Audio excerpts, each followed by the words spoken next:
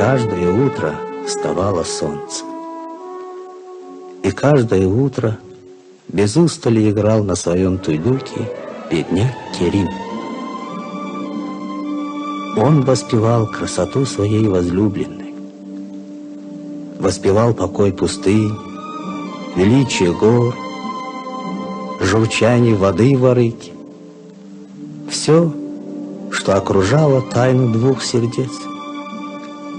Сердце самого Керима и сердце его возлюбленной, байской дочери Зибы. Шли дни, и на многострадальную землю бедняка Керима пришла советская власть. Она входила в жизнь каждого бедняка, ломала веками устоявшиеся законы. Она все переделывала по-новому. Но старое не хотело уходить.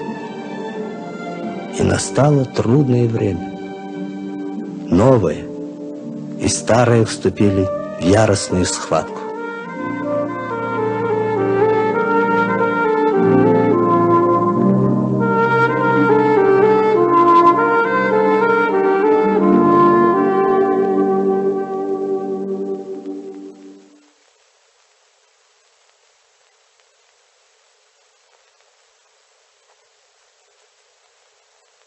Извините, Атанияс ага, извините, я не могу вас пустить к себе. Посмотрите вокруг, что делается, что они подумают, когда увидят, что вы зашли ко мне. Извините, извините, Атанияс ага, извините.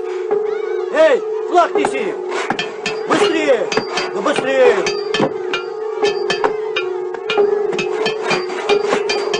Подними выше. Салам алейкум, Атанияс ага. Гвозди кончаются. Салам алейкум.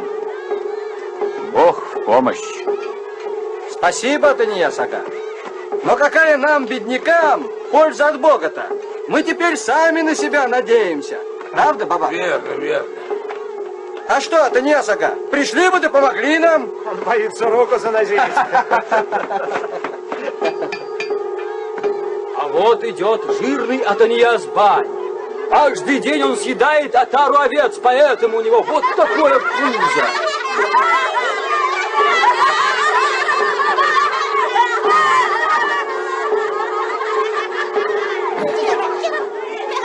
Развеселились ребятки. Атанияс ага, почему вы хмуры? Атанияс ага.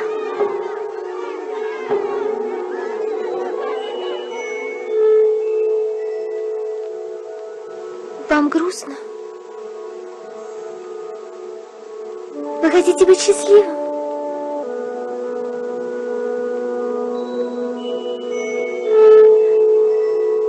Женитесь на мне. Только станьте таким, как я. Станьте небесным, Баяка. Травой дышите, а воздухом питайтесь. И я вам рожу такого сына. Он осчастливит вас. Всех-всех. Женитесь.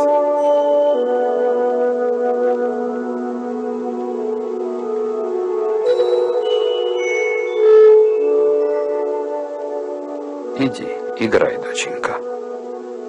Женюсь обязательно. Иди, играй.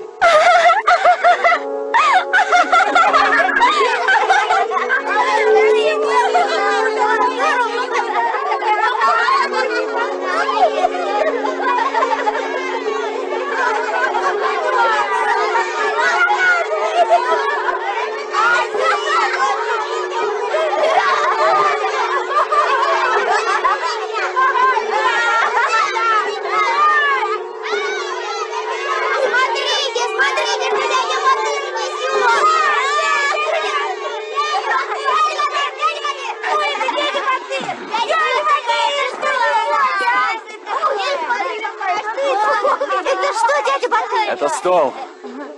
Вам помочь, дядя Батыр? Нет, спасибо. Это стол! Вот, мама.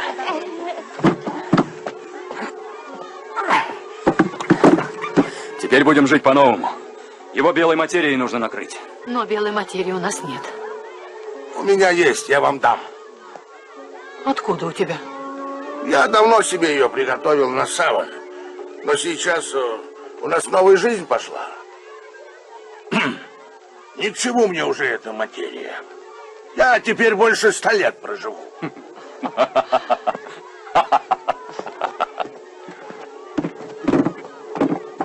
Смотри, Батыр.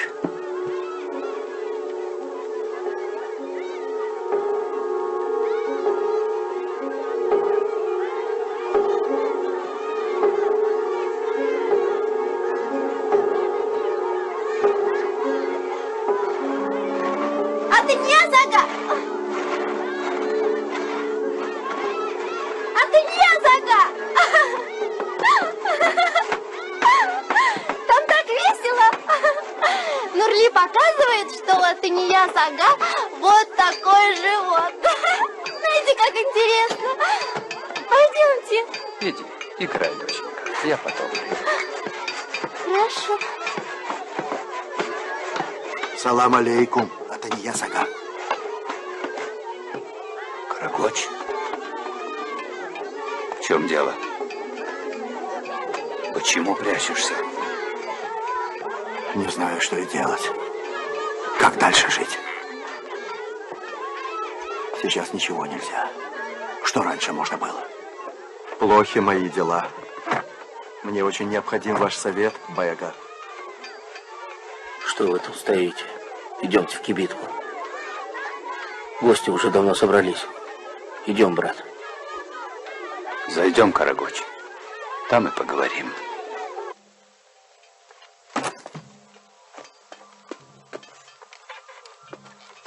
Салам алейкум. Валейкум Салам алейкум.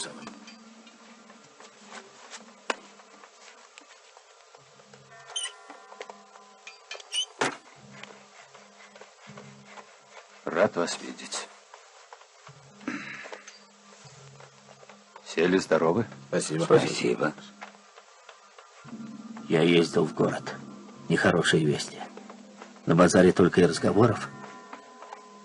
Будто бы власти собираются заново переписывать весь скот. За неверный подсчет скота председателя аулсовета Атапаши сняли с работы. Жалко. С этим мошенником нам неплохо жилось. А теперь его сняли. Да, дела наши действительно неважны, Атанияс. Как ты нам сейчас посоветуешь, так мы и будем делать. Баи нашего аула тоже хотят услышать ваше слово. Что нам делать?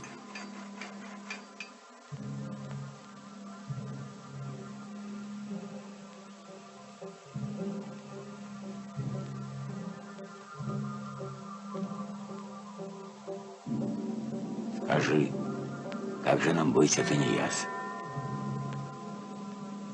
Да-да, мы все ждем. Что ты решил, Атанияс?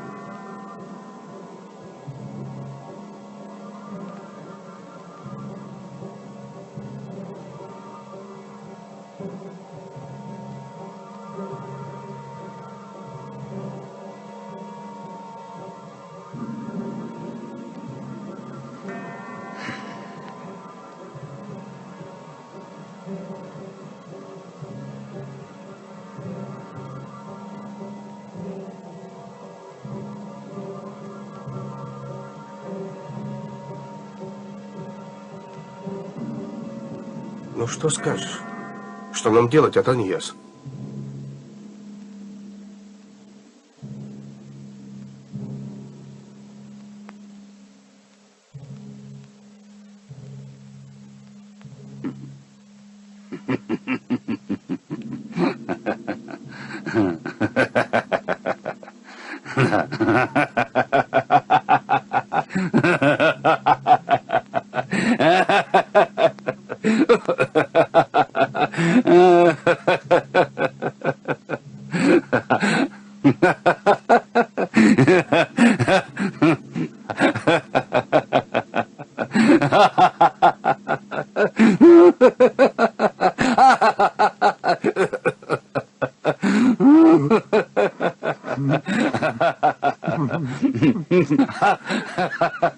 Жить будем, вот что делать.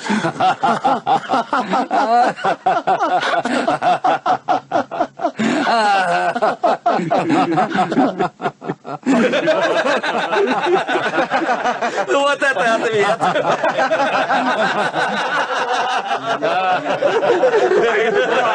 И на похоронах зашли.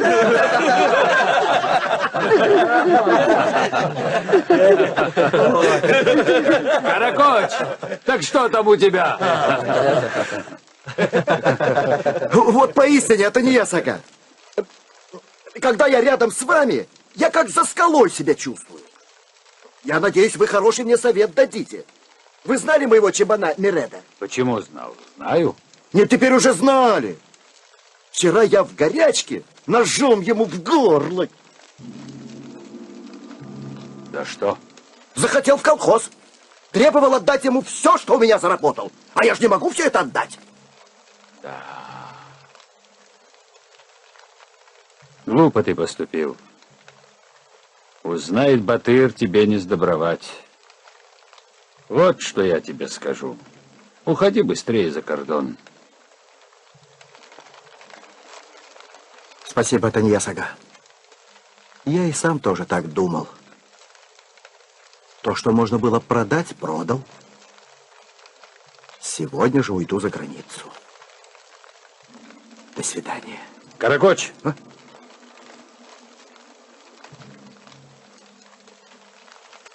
Не отдашь ли ты мне свою батрачку Газель? Что?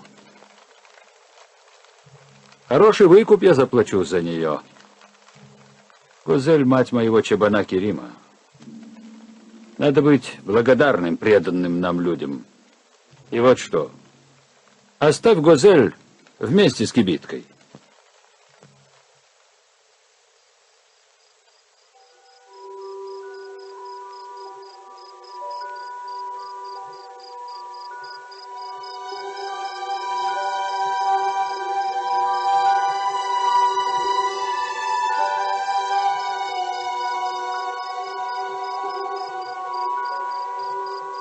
Не нажимай так.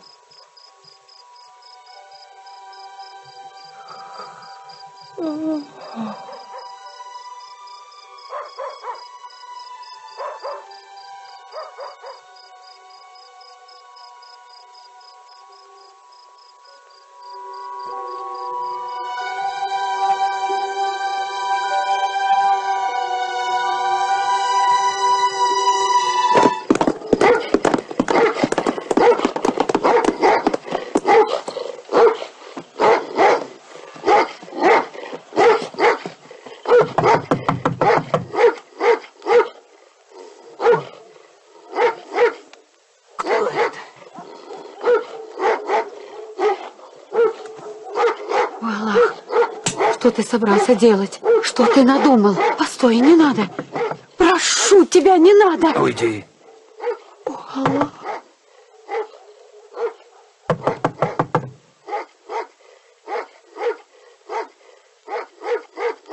Это я, Сага. Это я, Карабай. Откройте.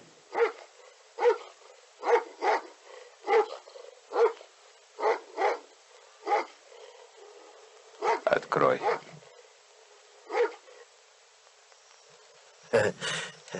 Бай-ага, вот тот человек, которого вы так долго ждали. Многоуважаемый Бахрам-хан.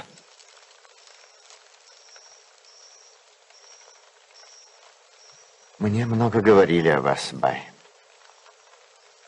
О вашем богатстве, о вашем прозорливом уме прослышаны даже за границей. Вас очень уважают мои могущественные друзья, Бай-ага.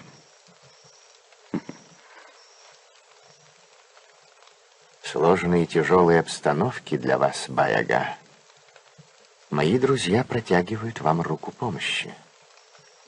Если большевики хотят держать вас в нищете, в унижении, то друзья ваши по ту сторону раскрывают вам объятия.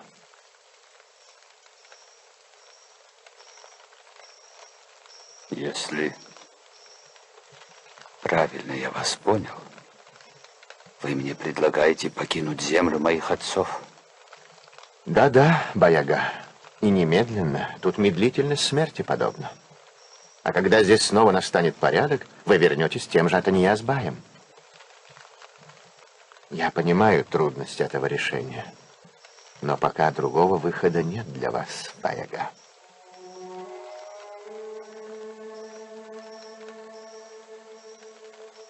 Ну как, Баяга?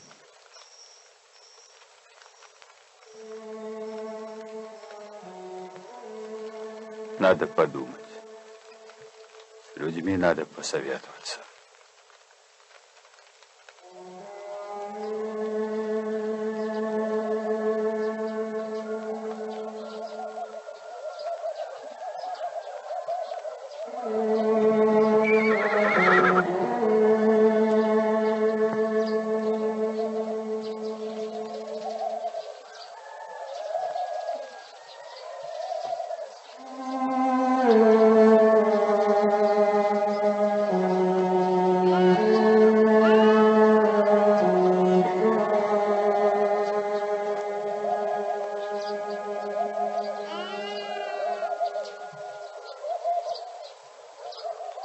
Пожалуйста, чаю, Бахрам-хан.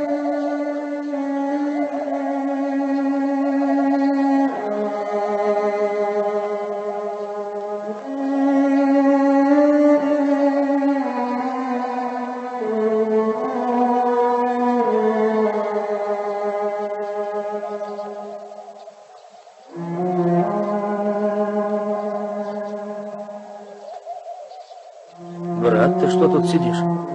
Почему не с гостем? А? Зиба! Принеси воды!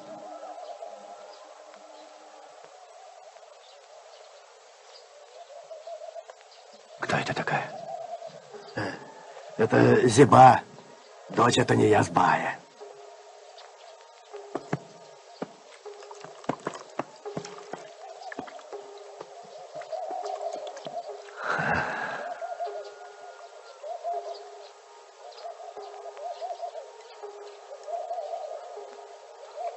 Поистине сказано, что дикие джайраны украшают степь.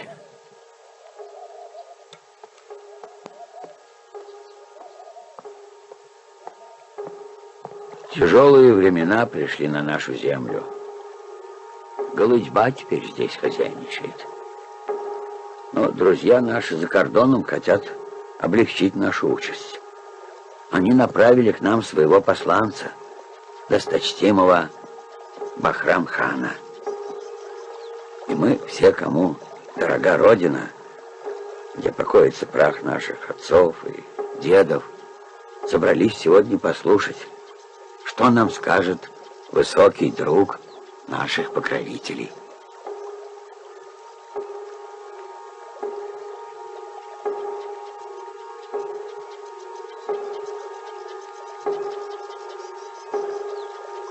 О чем тут говорить? Да, все ускользает из рук. Обычаи, стена, возведенная предками, рушатся на глазах. Лучше бы уж ослепнуть, чем видеть такое.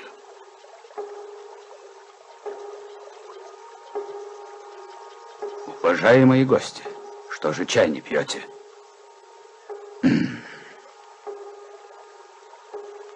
Почтеннейшие, вы должны знать, что я представляю самое богатое, самое могущественное государство в мире.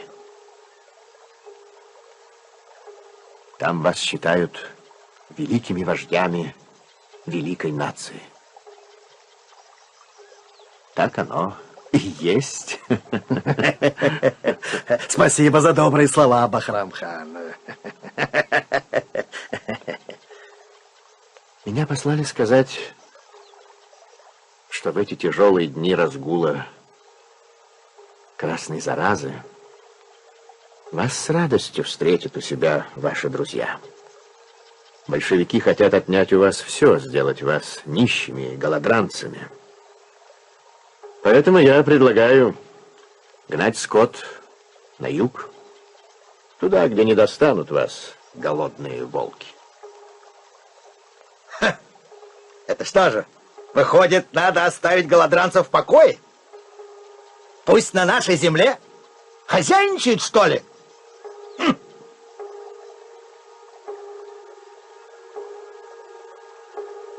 Покинуть родную землю, поселиться в чужих краях, жить там в изгнании.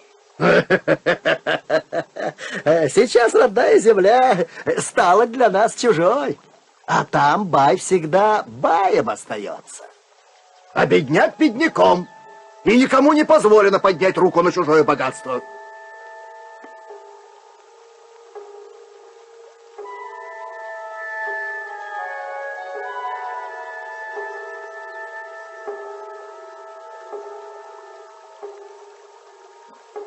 О чем вы говорите?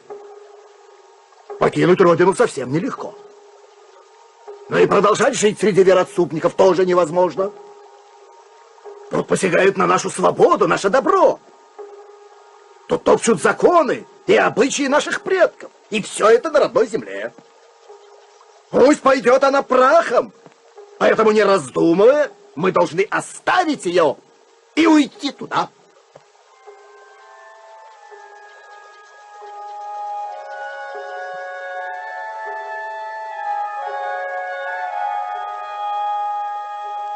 Легко сказать, уйти в чужие края.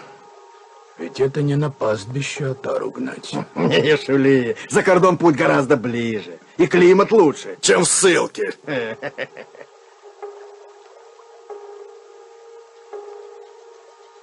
Так вот, когда человек заболевает, он зовет себе на помощь лекаря.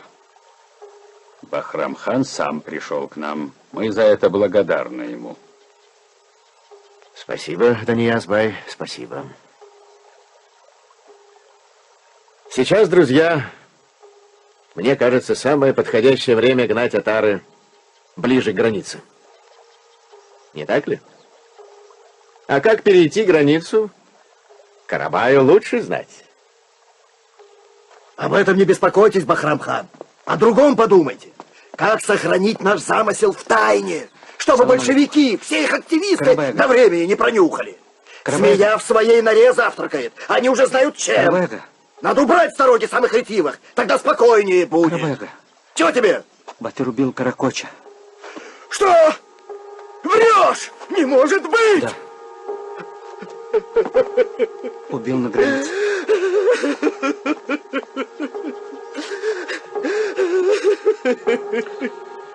Да примет его к себе Аллах. Да упокоится его прах. Да, плохая примета. Извините, я тоже пойду. Потом поговорим. Как-нибудь потом. О, несчастный брат мой Каракочу. Ой, на кого ты меня, сироту, оставил?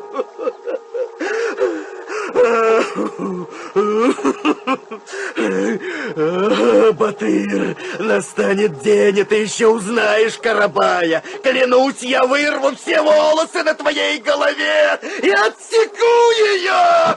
О, мой бедный брат, не будет мне покоя, пока я не отомщу за тебя.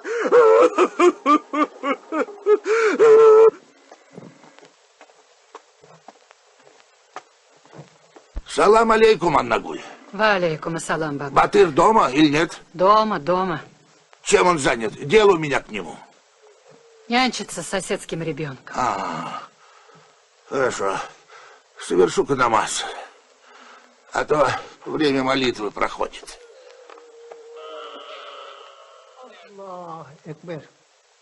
سبحانك اللهم وبحمدك وتبارك اسمك وتعالى جدك ولا إله غيرك بسم الله الرحمن الرحيم الحمد لله رب العالمين الرحمن الرحيم مالك يوم الدين إياك نعبد وإياك نستعين اهدنا الصراط المستقيم صراط الذين أنعمت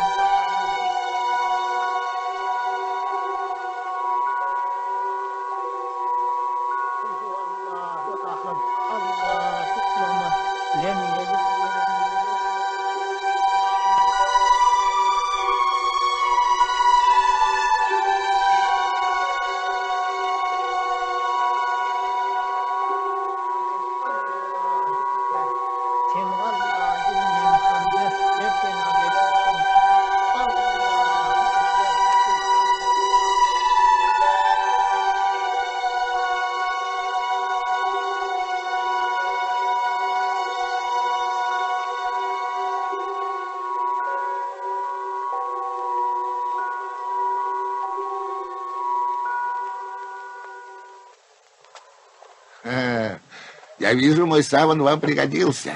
Да-да. Проходи, бабага. Батыр-джан, я не помешал? Нет, нет. Дай мне Салам ребенка. алейкум. Алейкум ассалам.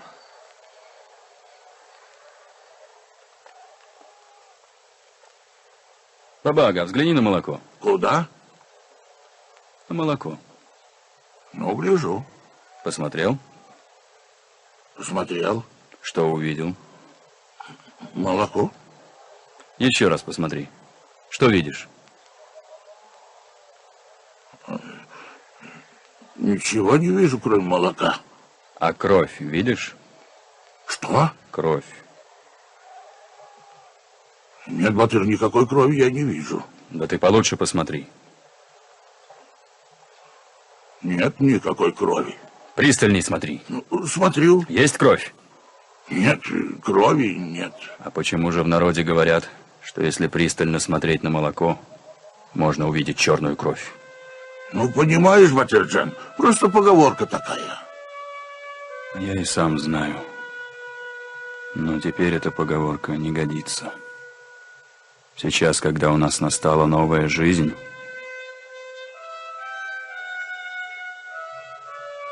молоко должно быть чистым и без всякой крови. Как знаешь. Послушай, Батыр, Карабай, ходят слухи, решил отомстить за смерть своего брата. Он подкупил басмачей, чтобы они тебя, ну, понял? Будь осторожен. А где они? В камышах прячутся. Наверное, ждут, когда мимо пойдешь. Они мальчишек расспрашивали, в ауле ли ты. Ну что ж, долго им ждать не придется. Спасибо тебе, бабага. Батыр, ты куда? Наших сейчас в ауле никого нет, а один туда не ходи. Да я не туда. Я к Бродобрею. Давно у него не был. Постой.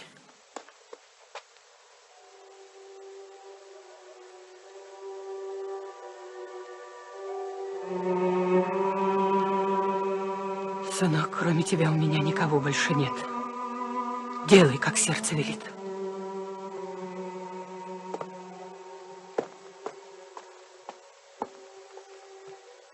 Анагуль, какая же ты мать? Посылаешь родного сына на верную смерть. Я была верным другом своего мужа и счастливой матерью 7 сыновей. И все они посвятили свою жизнь доброму делу. И каждый смог мужественно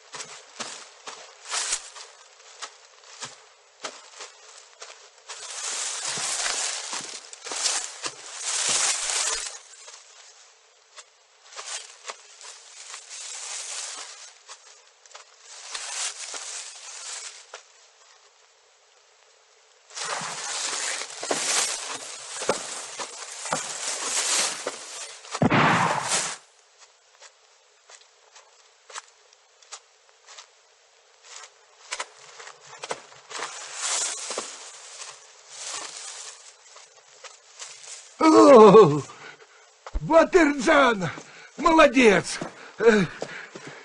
Брось нож.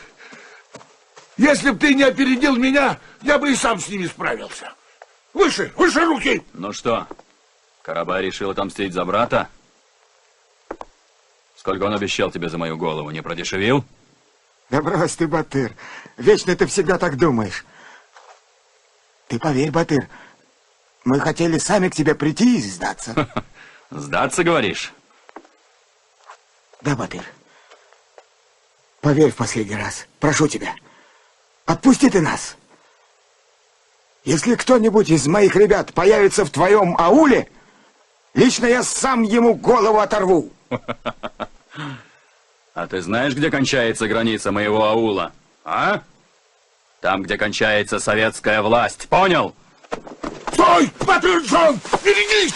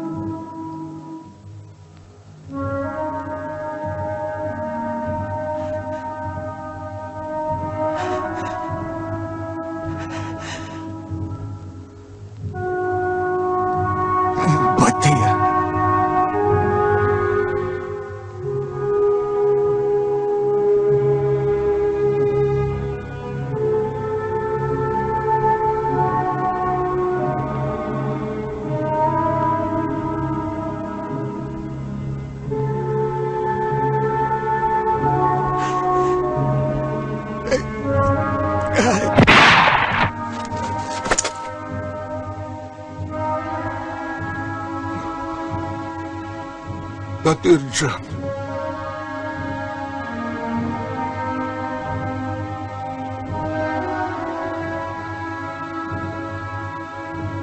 Как же это так? А? Батырджан.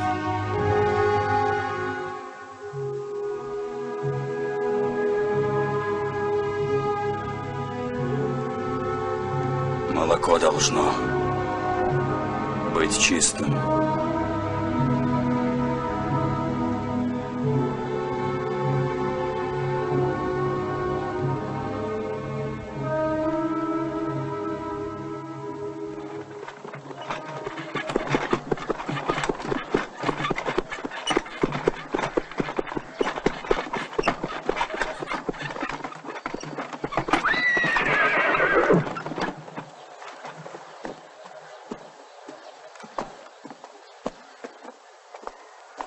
С приездом, товарищ. Здравствуй, Нурли. Салам алейкум. Здравствуйте. Знаешь, а мои тебя вчера ждали. Да. Мердан, есть новость. Я с ними поговорю, а потом пойдем ко мне. Наши тебя ждут. Хорошо, Мирдан. У нас тоже есть новость. Какая? Басмачи устроили засаду на Батыра. Засаду? Да. Батыр узнал об этом. Сам пришел к ним, 3 арестовал, 1 убил. Убил? Как вы это допустили? Это же самоуправство. Зачем вы так? Батыр защищал свою жизнь. Поймите. Я бы, сынок, не ругал Батыра, а сказал ему спасибо. Мало того, мы даже хотим предложить выбрать его председателем аул-совета. Думаю, люди нас поддержат. Он человек честный, лучшего для аул-совета нам не найти. Это уж точно. Да вот он сам идет.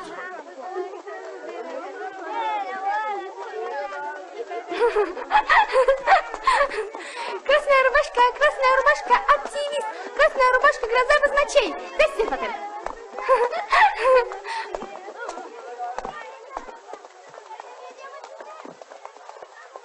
Здравствуй. Здравствуйте. Салам, Батыр. Здравствуй. Здравствуй, Батыр.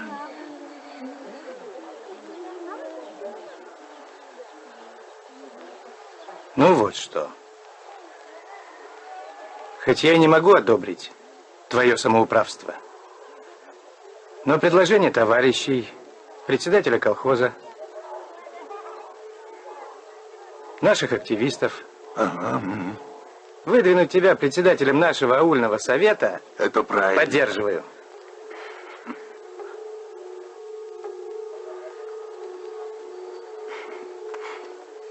Спасибо.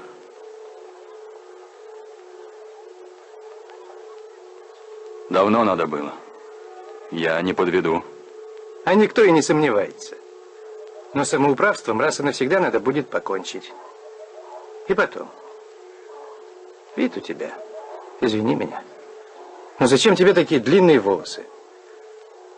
Людям это не нравится. Ну, не привыкли они видеть нормального человека с такими волосами. В общем, подумай о своем внешнем виде.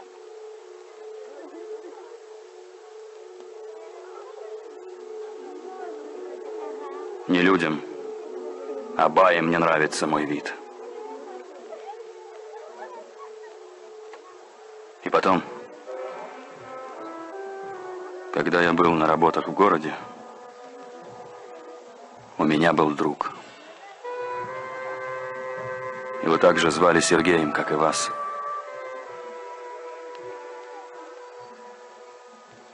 И вот однажды басмачи вырвали ему волосы. На моих глазах. Отрезали голову. И при этом сказали, что поступит так с каждым, кто осмелится носить на голове волосы. Вот моя голова.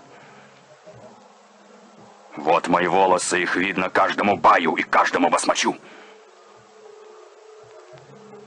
Я же ничего не знал. И товарищи тоже об этом ничего не знают. Охотников за твоей головой найдется немало. А новость такая. Баям удалось скрыть больше скота, чем нам известно. Говорил я тебе, Мердан, камыш режет руку, если его держать слабо. Сергей Николаевич, сейчас же немедленно надо отобрать у них имущество. И всех до единого арестовать. А простых людей? Бедняков, которые еще верят баям. Их что, тоже арестовать? Если это байский прихвостень, лизоблюд, нечего раздумывать. Ну, знаешь.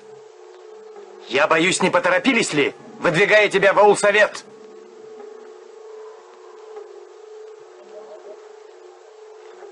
А вы, Сергей Николаевич, посмотрите мне в глаза. Ну и что?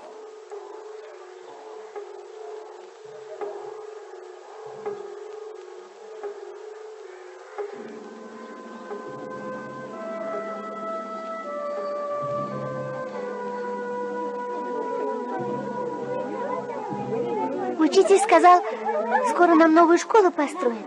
Правда? Вот здорово. И парты будут. Уже все? Да. Я книги тебе привезла. О, спасибо.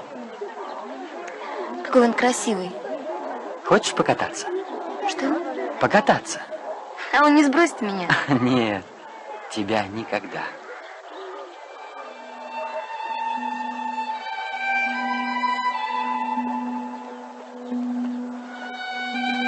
Смотрите, невесту везут!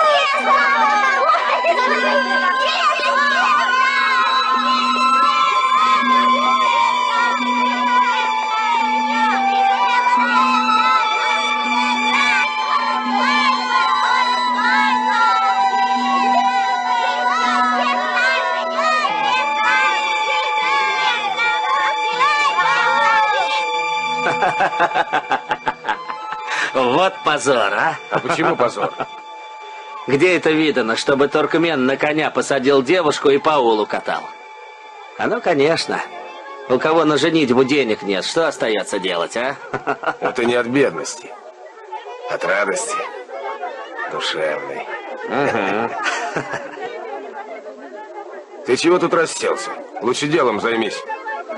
Ну и времена. Слова сказать нельзя. А вы не знаете, люди Карабая на Батыра устроили засаду в камышах. И что же, поймали этих негодяев? Еще хотим поговорить о ваших чабанах. Хорошо, хорошо, я сейчас приду. Мы вас ждем.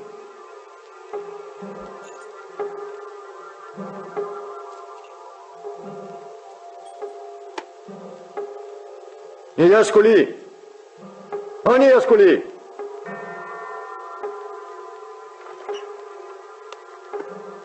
Звал, брат?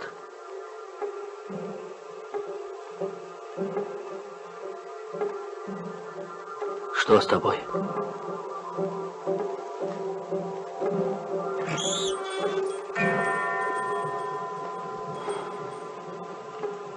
Меня вызывают в аул-совет.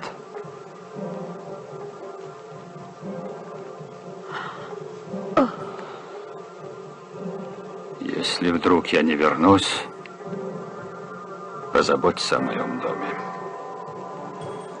И вот что. Последуйте советам Бахрамхана. Другого выхода у вас нет. За что нам такое горе? Делайте так, как я велел.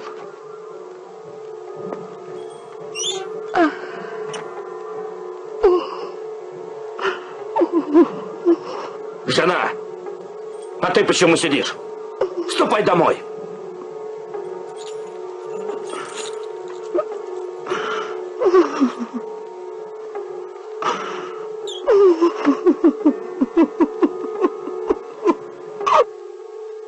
Да.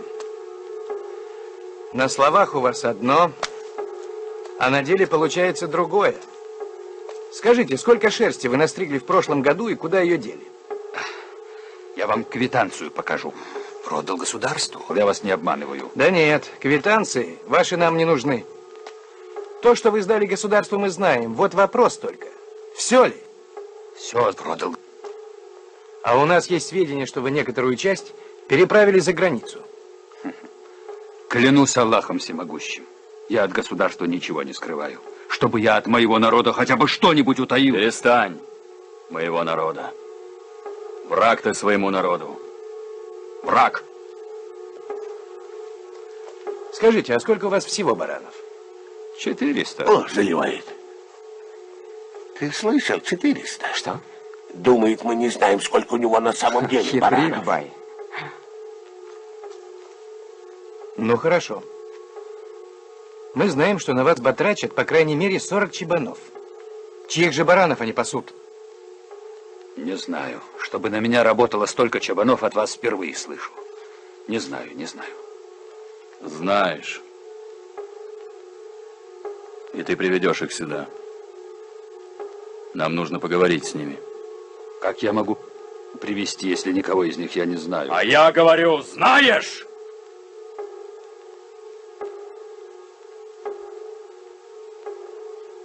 Я, Батыр, тебе в отцы гожусь. А ты на меня кричишь, словно на своего ровесника, сынок. В самом деле, когда это было видано, чтобы младший повышал голос на старшего?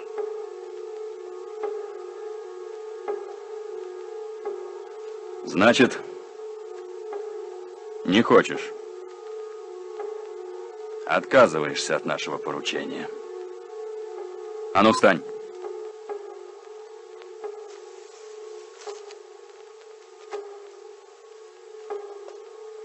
В общем так. Если в течение недели твои чебаны к нам не придут, пеняй на себя. Говорю же, я никого из них не знаю. Знаешь. Знаешь. Я могу домой идти? Иди.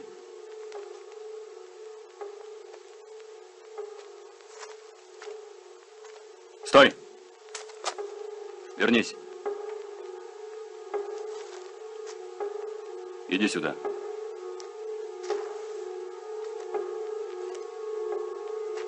Что опять? Ну-ка покажи, что у тебя за кушаком. О чем ты? Выкладывай, что прячешь. Совсем забыл. Собирался сдать. Да вот, забыл.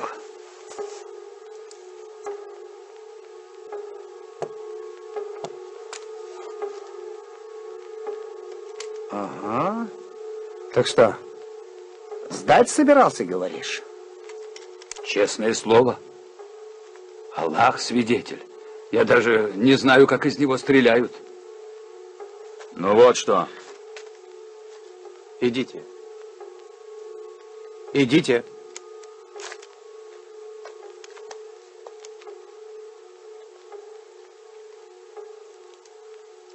Да.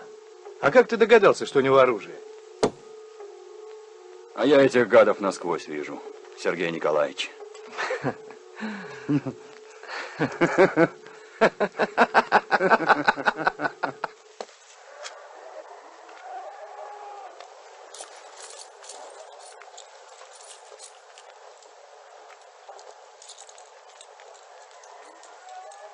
Здравствуй, Зиба. Здравствуй, Керим.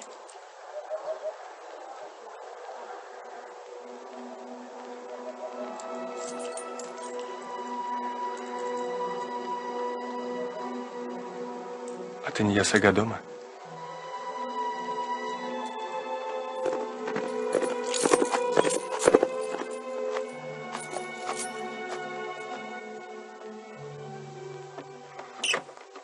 Это ты, Керим? Входи, входи. Здравствуйте. Что так рано приехал? А ты не Яс Ага велел? А у нас для тебя есть радостные вести. Бай-ага совершит молитву и скажет, а пока посиди.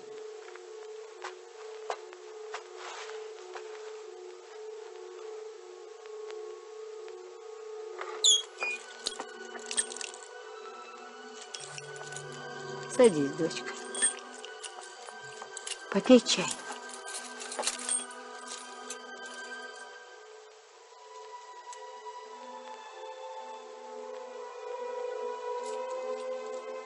Хорошо, что быстро приехал. Молодец, Керимджан. Как там? Все в порядке? А? Все живы, здоровы? Если вас беспокоят татары, то все хорошо. Травы много, корма достаточно. Окот уже заканчивается. Ждали? Думали, вы приедете? Я не о баранах говорю. Я спрашиваю, как дела, как здоровье чабанов. Что ты на меня так смотришь? Ну, вы самый большой бай и спрашиваете о здоровье чабанов. А что тут удивительного?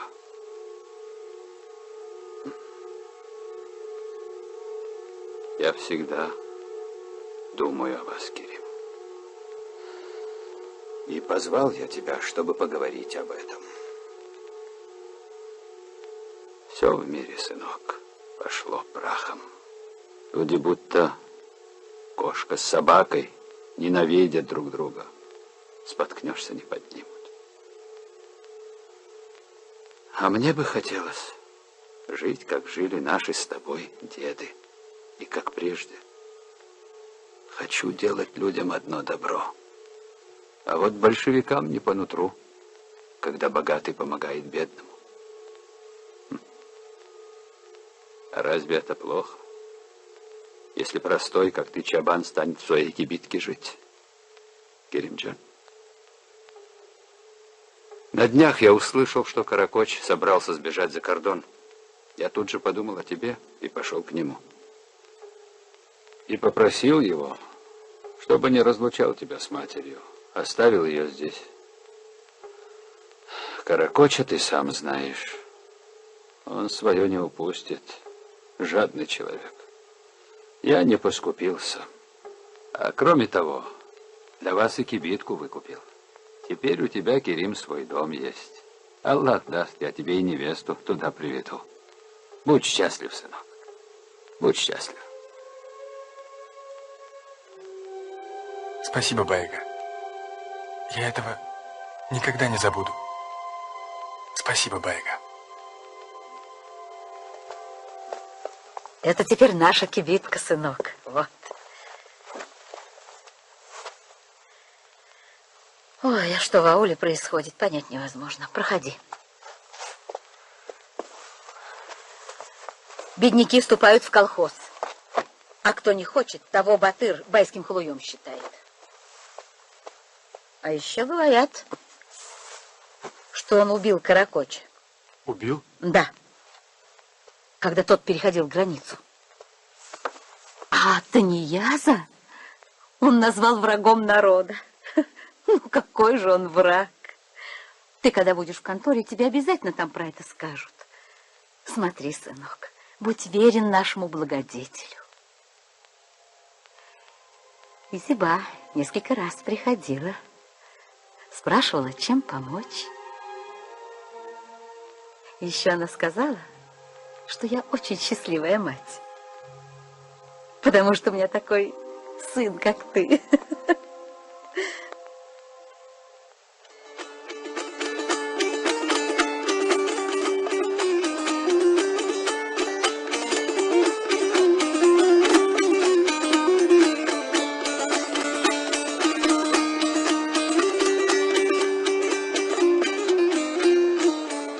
Здравствуйте. Керим. Керим-джан к нам пожаловал. Наконец-то. Здравствуй, здравствуй, Керим-джан. Здравствуйте. Давно не виделись, хорошо, что пришел. Иди садись, есть о чем поговорить. Садись. Возьми, пожалуйста. Керим, а дружок твой вожак нашей комсомольской ячейки. В детстве мы друг без друга и дня прожить не могли. А теперь видимся редко, ну что поделаешь. Да, Керим, помнишь, как мы с тобой на бегли хомут надели и в реку вниз головой окунули? А это еще зачем? Бегли байский сынок, он мне не давал проходу. И Керим его голову то окунет, то вытащит, то окунет, то вытащит. Окунет? Хорошо. Но зачем вытащит? Бегли плачет, кричит, а Керим держит его в воде и приговаривает: кричи, кричи громче, может, певцом станешь. Потом прибежал старший брат Бегли, хотел расправиться с нами, но мы вовремя удрали.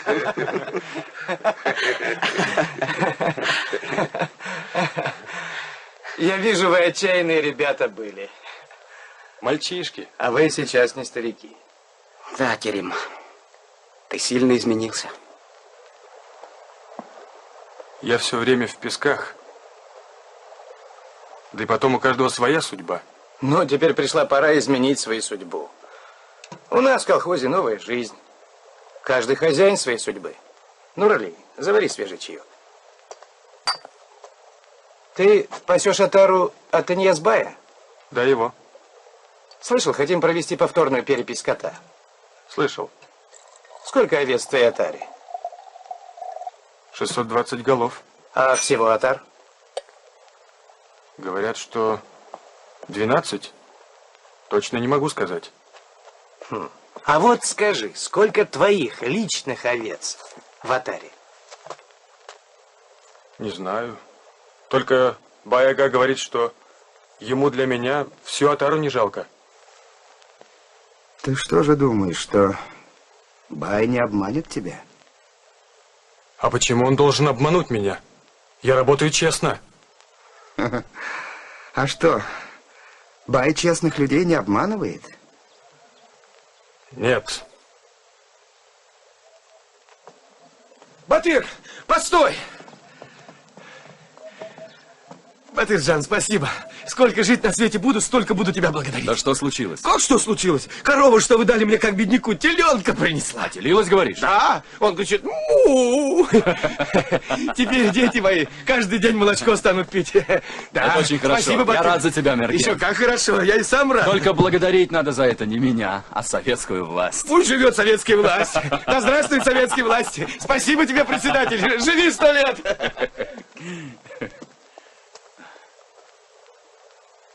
Вы что замолчали? Не помешал? Да нет. Мы тут с Керимом беседовали. Керим, ты о колхозе не думал? Если нужно, я хоть сейчас получу баранов своих и сдам в колхоз. Да нет, ты сам-то собираешься в колхоз вступать?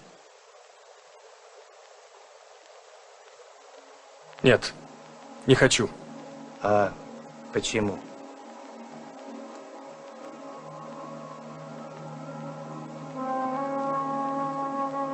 Если можно, по закону, не вступлю.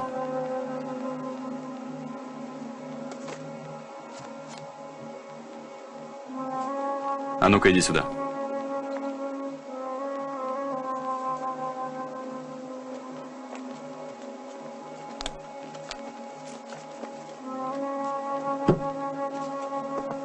Ты что же это? Бедняк. А в колхоз не хочешь вступать? Если по закону можно, нет. Что? По закону говоришь? А Тонияс дал ему кибитку. Вот он и смотрит на мир, оглядываясь на байский подарок. Скажи... Да скажи тебе, бай, умри, и ты умрешь. Неужели ты не понимаешь, что он бросил тебе эту кость, как собаки? Ну вот что, парень.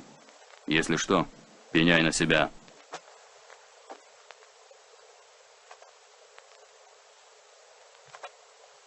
Постой.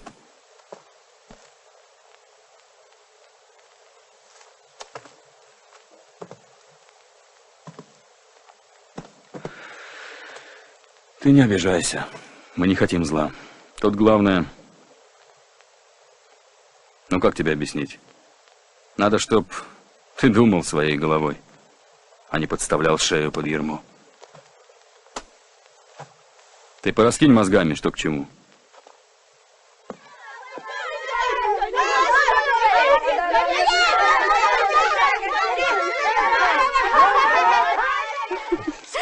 Скоро приедет. Откровенно говоря, я и сама бы хотела, чтобы Чары приехал и вступил в колхоз. И был бы с нами рядом. На чай. Пей. Иди ко мне, сынок. А знаешь, у нас в ауле теперь все по-другому. И люди тоже какие-то другие стали. Днем они трудятся, а вечером учатся грамоте. Кирим, ты бы видел, как дружно живут в колхозе. Словно одна семья.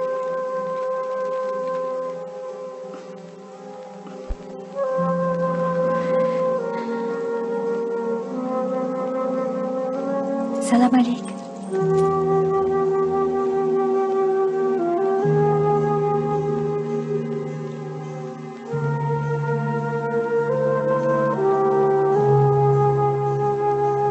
Проходи, Зиба, проходи. Ну что ж ты встала? Проходи. Что это у тебя? Платье пришлось скроить? Да. Очень хорошо, проходи. Не стесняйся, садись. Сейчас посмотрим. На, возьми братика. Поиграй с ним. Ну-ка. К празднику хочешь шить платье? Что ты молчишь? К празднику шьешь платье? Скоро на пастбище поеду. Слышишь, Кирим? Зиба хочет к вам на пастбище ехать. Понятно. Надоело дома сидеть. На свежий воздух захотелось. Да. Она у нас такая стала. Не налюбуюсь я на нее. То все улыбается, то что-то напевает. Я ей говорю: Зиба, уж больно ты весела стала. Не влюбилась ли ты? Ну, куда ты? Я ж тебе еще не скроила. Она у нас и так красавица. А если новое платье наденет, то всем парням голову вскружит. Кирим, ты все жалуешься, что на пастбище скучно. А вот Зиба для пастбища новое платье шьет. Если Зиба приедет, скучно не будет? А? Кирим? Что сказал? Зависит от Зибы. Ты слышишь, Зиба? Он говорит, что настроение на пастбище будет зависеть от тебя.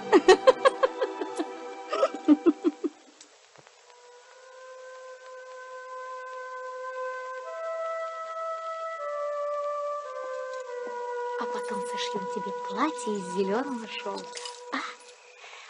А вышивку украсим бирюзой, так чтобы каждый камешек был отдельно. Вот увидишь, будет очень красиво. Поверь мне. Здравствуйте, Нагулиджи.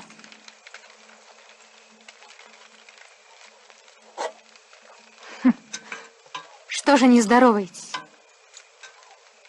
Стыдно здороваться с байской женой. Ах, да! Они теперь большевистские начальники. А может, ваш сын поздоровается? Нет его. Ты в доме пусто. Понятно. Богатства нет, презрением живете. Ох, какая труба. Говорят, она петь умеет. Это правда? Вот потеха. Говорят, с этой железкой не соскучишься. А может, она плакать, как ребенок? Смеяться? Может, она согреть ваши руки своим теплом? Нет. Холодно у вас в доме. Пусто. Она гулит же. Она гулит же. Ну, поймите вы, ведь я девчонкой была. Ну, богатства мне захотелось. Ну, неужели он ничего не понимает?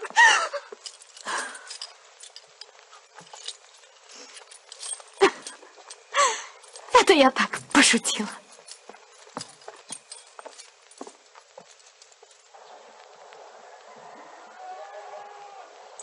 Дядя Батыр, дайте пострелять. Пострелять? Да. Кого ж ты стрелять собираешься? Басмачей хотим пострелять. Басмача это хорошо, но вам еще рано. Вот вступите в ряды Красной Армии, тогда и постреляете, хорошо? Хорошо, дядя Батыр. Дайте пострелять. Мы тоже хотим басмачей.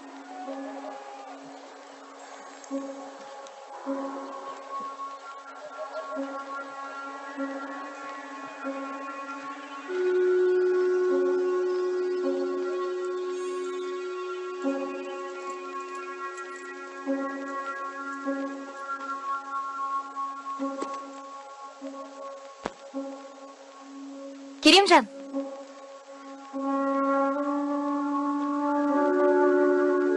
Здравствуйте. Здравствуй. Где ты пропадаешь? Все на пастбище? Да. То-то тебя давно не видно. Я хотела поговорить с тобой. Если не торопишься, зайди к нам.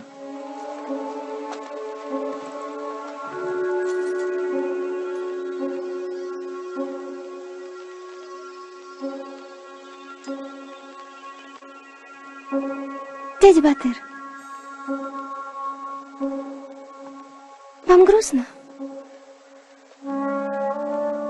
Вы хотите быть счастливым?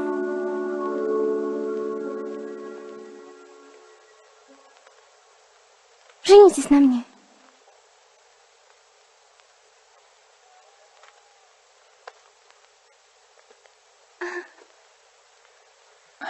Женюсь обязательно. Иди играй.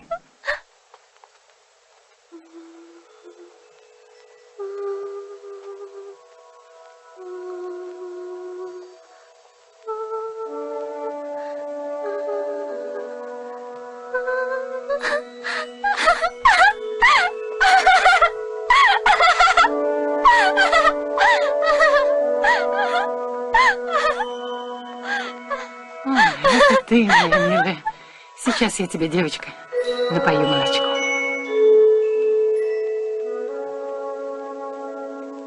На, пей. Бедняжечка. Ни отца, ни матери. Чья ты? Пришла откуда, не знаем.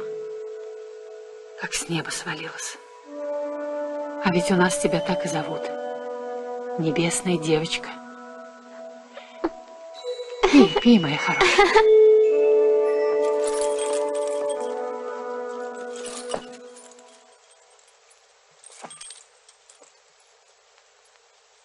Смотри, какой джигит вырос.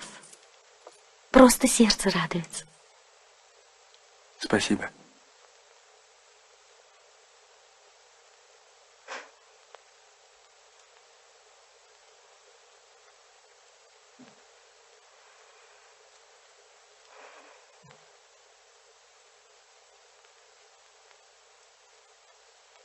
Сейчас сюда Зиба придет. Я ведь знаю, что вы...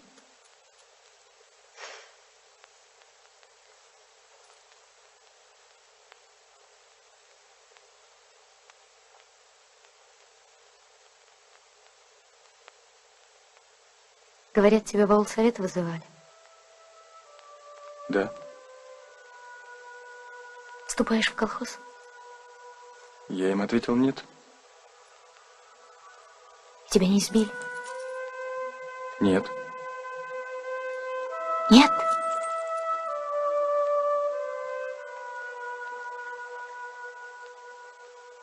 А что же люди говорят? Что Батыр кричит на всех, дерется, старших перестал уважать, все законы забыл, словно бес в него вселился.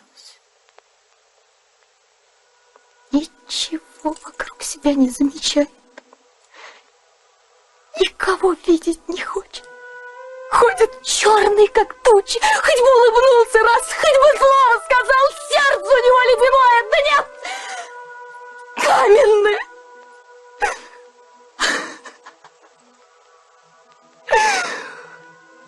Уходи, Керимджан, оставь меня одну.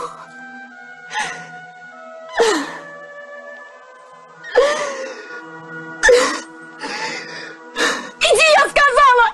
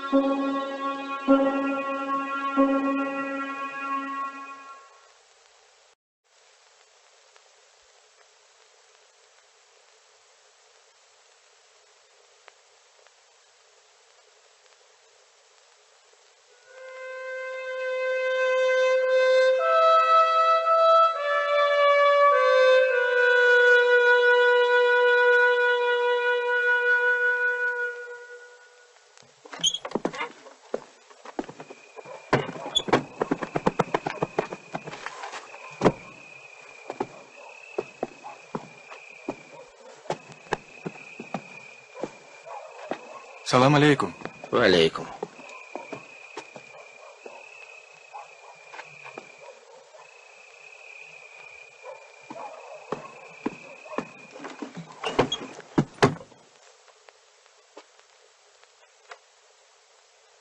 Что он тут делал?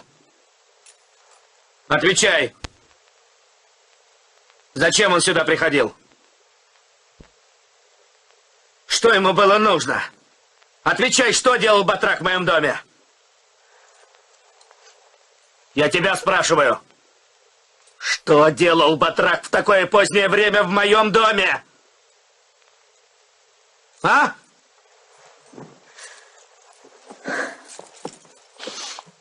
Я с тобой разговариваю. Почему молчишь? Что делал Батрак в моем доме?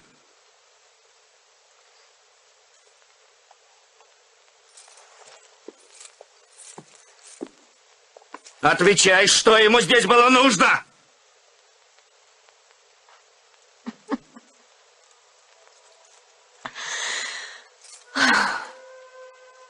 Как что? Ты разве не догадываешься? Отвечай на вопрос.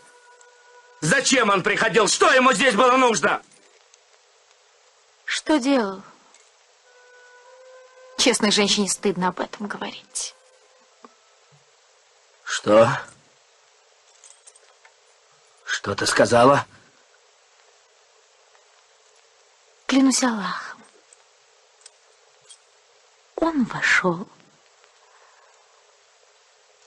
Увидел, что я одна. Как набросится и давай обнимать меня своими ручищами, а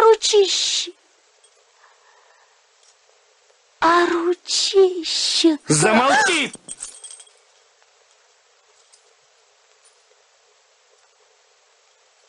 Думаешь, это все? Замолчи, замолчи! Так знай.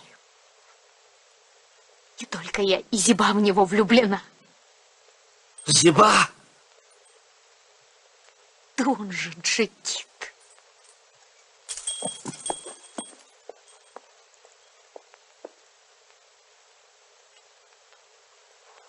Где эта стерва? Где эта стерва? Что с тобой, брат? Что случилось? Я опозорен, брат. Пока вы здесь беседовали, твой жалкий батрак позволил себе такое. Что он сделал? Будь он трижды проклят, этот негодяй. Он обесчестил всю нашу семью. Кто посмел? Керим. Чем терпеть такой позор? Пусть у меня не будет племянницы. Нет! Стой! Только кровь смоет позор, павший на наши головы. Что ты как баба орешь? Меня слушай. Нет! Пока я не разделаюсь с этим блудливым щенком, не буду тебя слушать. Не скули! Не скули! Не скули! Что тебе? Сгоряча не наделай глупостей, гнев шагает впереди ума. Убью негодяя. Брат, слово старшего в семье закон. Кровью он заплатит за мой позор, хочешь ты или нет.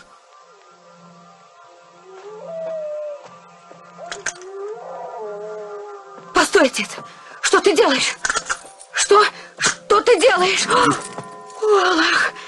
Халтач, ты видишь, что творится? Скажи, что все это неправда. Не скули! Оставь меня!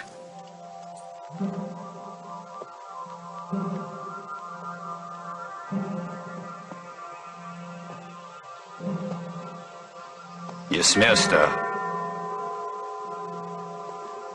Застрелю.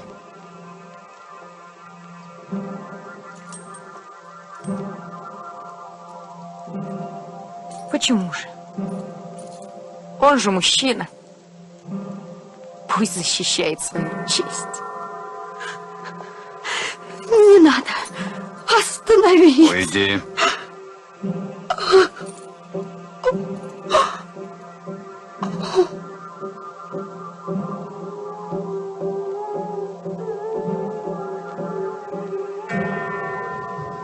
Не с места. Не с места.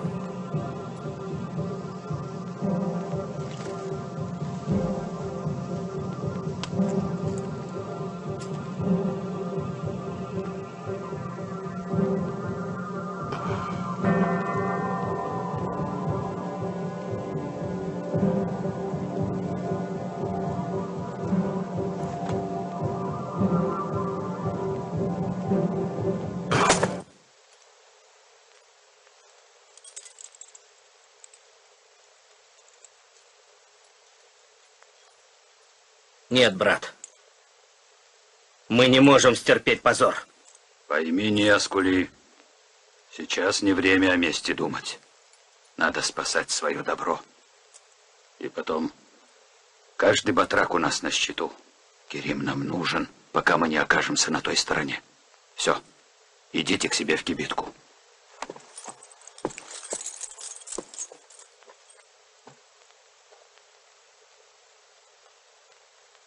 Хорошо.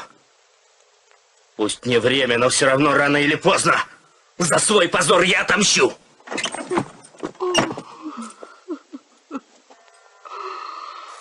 Ой, что за несчастье свалилось на нашу голову. Ох, горе, бедный не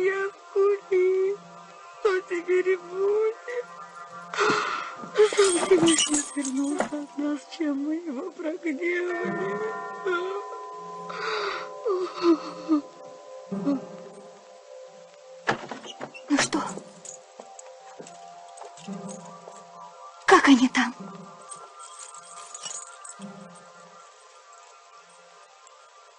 Что я натворила? О, любую жертву принесу, чтобы только все уладилось.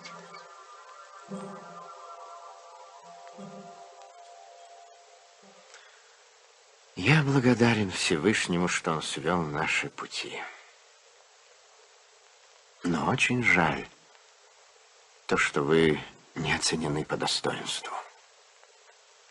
Такие головы в нашей стране правят миром. Я лишний раз убедился в том, что я обязан в целости и сохранности переправить вас на ту сторону, Атанияс-бай. Благодарю вас. Благодарю.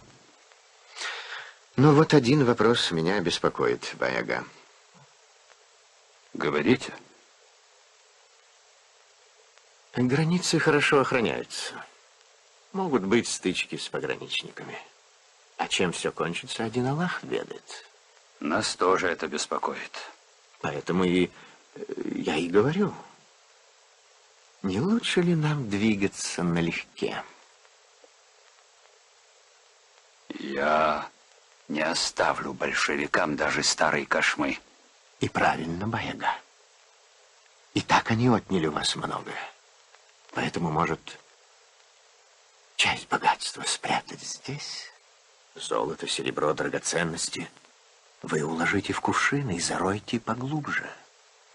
Потом в удобный момент нам спокойно переправят. Таково мнение и нашего человека в ГПУ, Бай-ага. Ну как?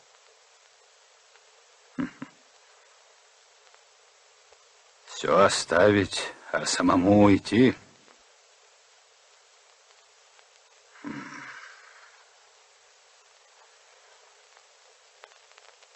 Начинайте. Товарищи, слово предоставляется председателю аул-совета Батыру.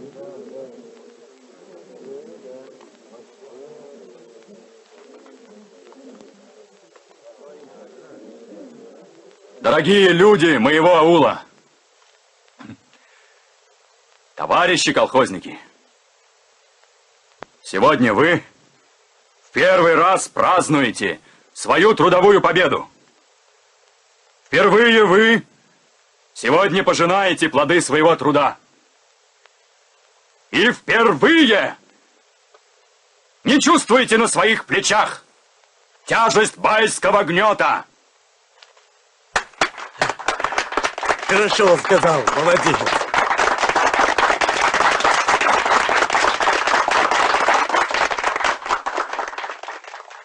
Вы сегодня свободный народ, избравший светлый путь.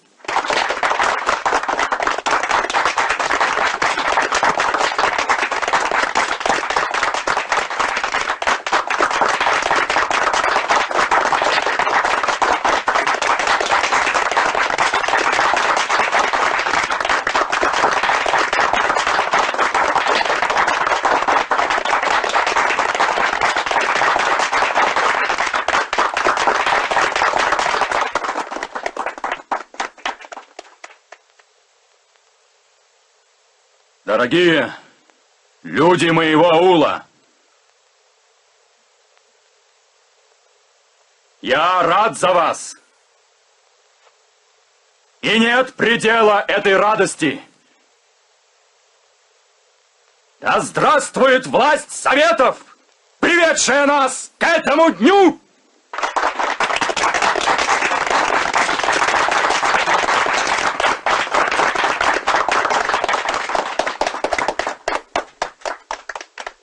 Товарищи, этот граммофон подарил мне мой друг Сергей, отдавший жизнь за наше счастье. Так пусть в этот день его музыка начнет наш праздник. У них нет настоящих певцов. Поэтому играет железо.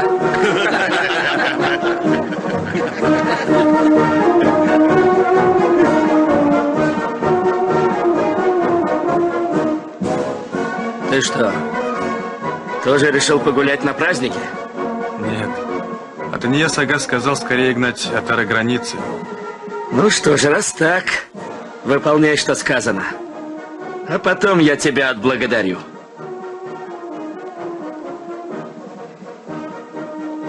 Ладно, я пойду. До свидания.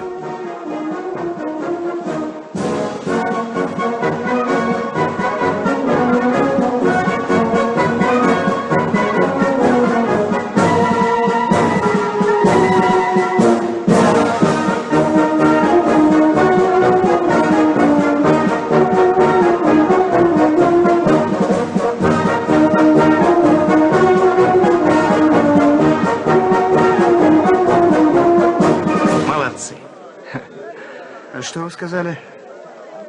Я говорю, молодцы ребята. Хороший той устроили.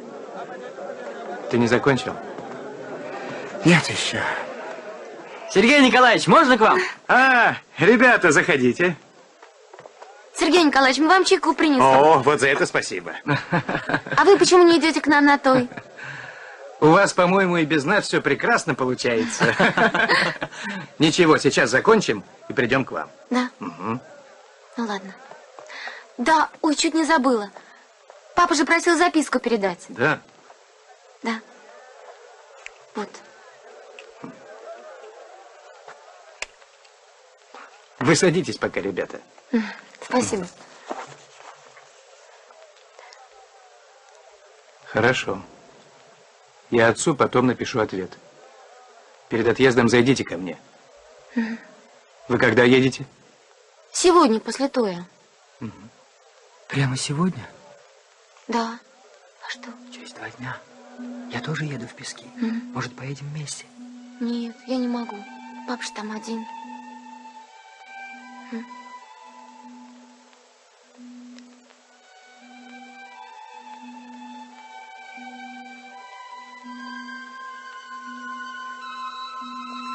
Наташенька? Да. Не забудьте зайти за ответом. Да, я зайду, Сергей Николаевич.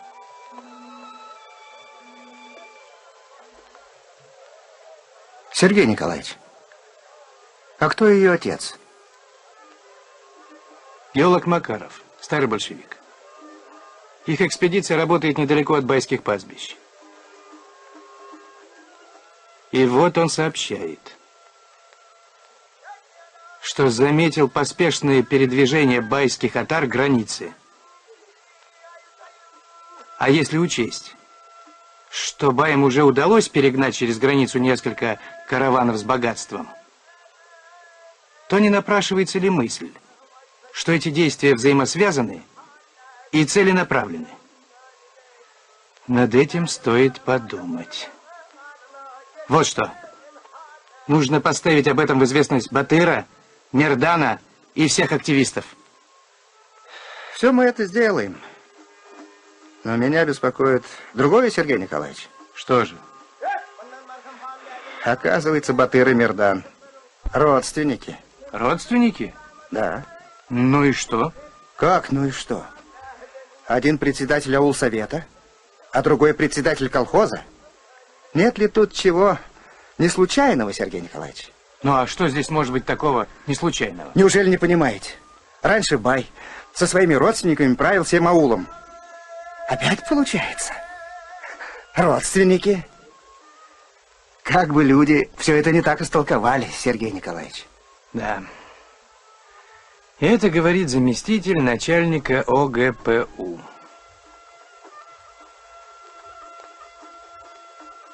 Наша цель заключается в том, чтобы все люди жили как родственники. Чтобы весь колхоз жил так, как одна семья.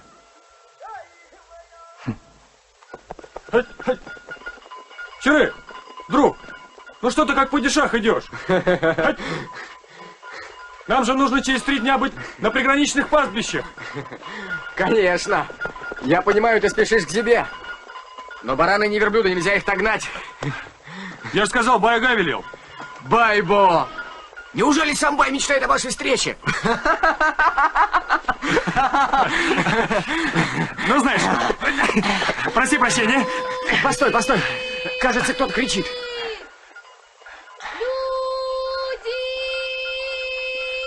Слышишь?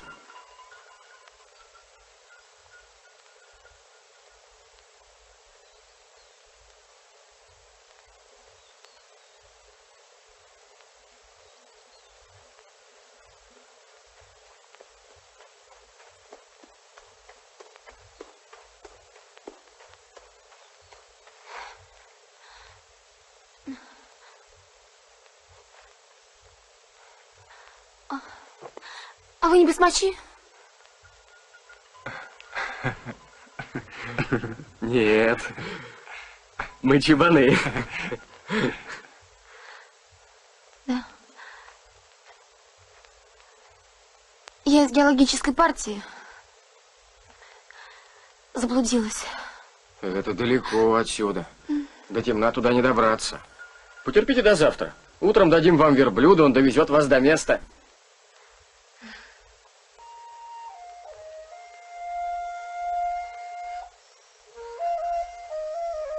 А меня Наташа зовут. Я медсестра. Ах, вот откуда я вас знаю. Вы были на колхозном тое. Да. С Мирданом. А вы его знаете? Конечно. Он же из нашего аула. Пейте чай. Ой, нет, спасибо. Я уже напилась. Вы меня извините, что вам столько хлопот доставила. Да ну что вы говорите? Какие хлопоты? Наоборот, человек, заблудившийся в пустыне, радость для чебана. Так что заблуждайтесь почаще. Яскули, что не пьешь чай? Спасибо. Я поеду. Молодцы, друзья. Я порадую брата, что вы раньше всех пригоните отару в назначенное место. Яскули, пожалуйста, передай это Ниязбаю, что я хочу получить расчет и вернуться домой. Почему вдруг? Керим только что из аула. Принес просьбу жены. Они меня ждут.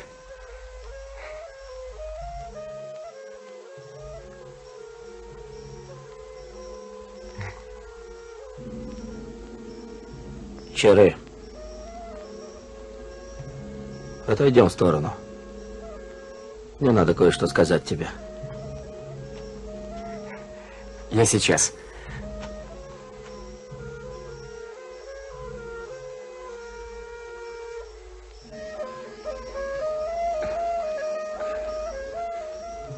Чары, ты все Керим, мой друг. Не верь ему. Когда ты тут отары пасешь, Аллах свидетель, он твою юрту не как друг приходит. Я бы и сам этому не поверил.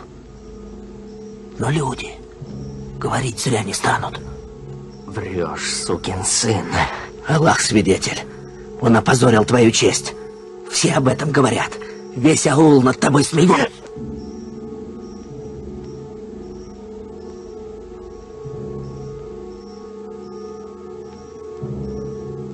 Ну что ж, ты свое дело сделал. Сгинь.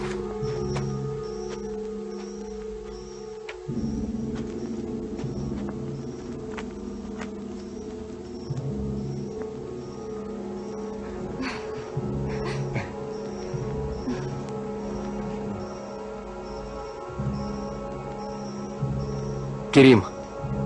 Да, Чары. Иди сюда.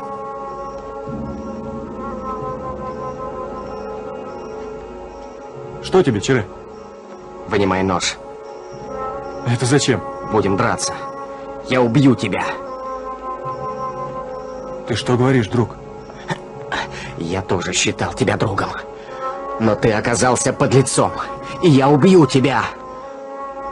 Слушай, друг Чары, я не боюсь смерти. Но объясни, за что. Ребята. Да вы что, всерьез?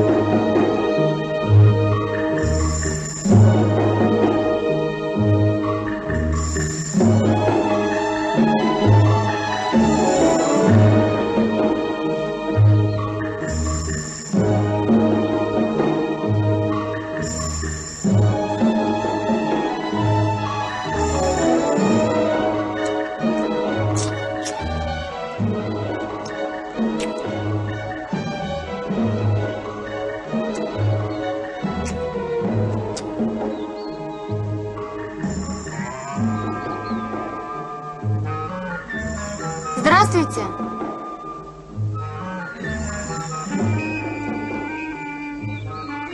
Здравствуйте.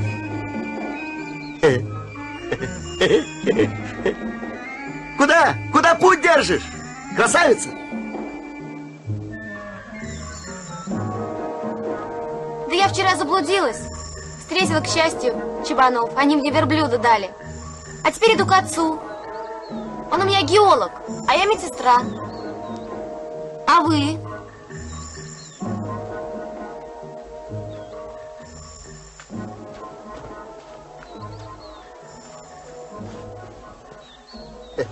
А вы кто? Я? Блуждающий ветер в пустыне, красавица. Вы что, уже из лихих? Да, самый лихой. А может, вы и басмач? Да, а разве не похож? Ну, скажете. А почему вы все время глаз трете? Так, болит. Песок попал. Вылечи меня, пожалуйста, если ты врач. Я хорошо отблагодарю тебя. Ну, как же я вас вылечу? Я и руки разжать боюсь. А вы можете его посадить? Я? Можно попробовать.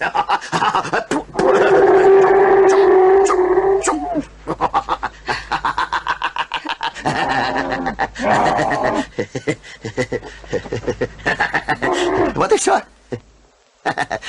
А теперь давай мне глаз лечить. Сначала надо посмотреть, товарищ басмач, а потом лечить. Подойдите сюда. Давай. Смотри, смотри. Такой глаз в мире не увидишь.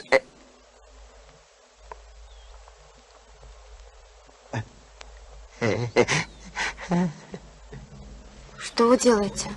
А что, ничего. Уберите руку. Ну зачем, красавица? Кому сказал, уберите руку? Что ты, красавица? Не сердись. Улыбнись. Улыбнись. Тебе улыбка идет. Ты улыбнись, красавица.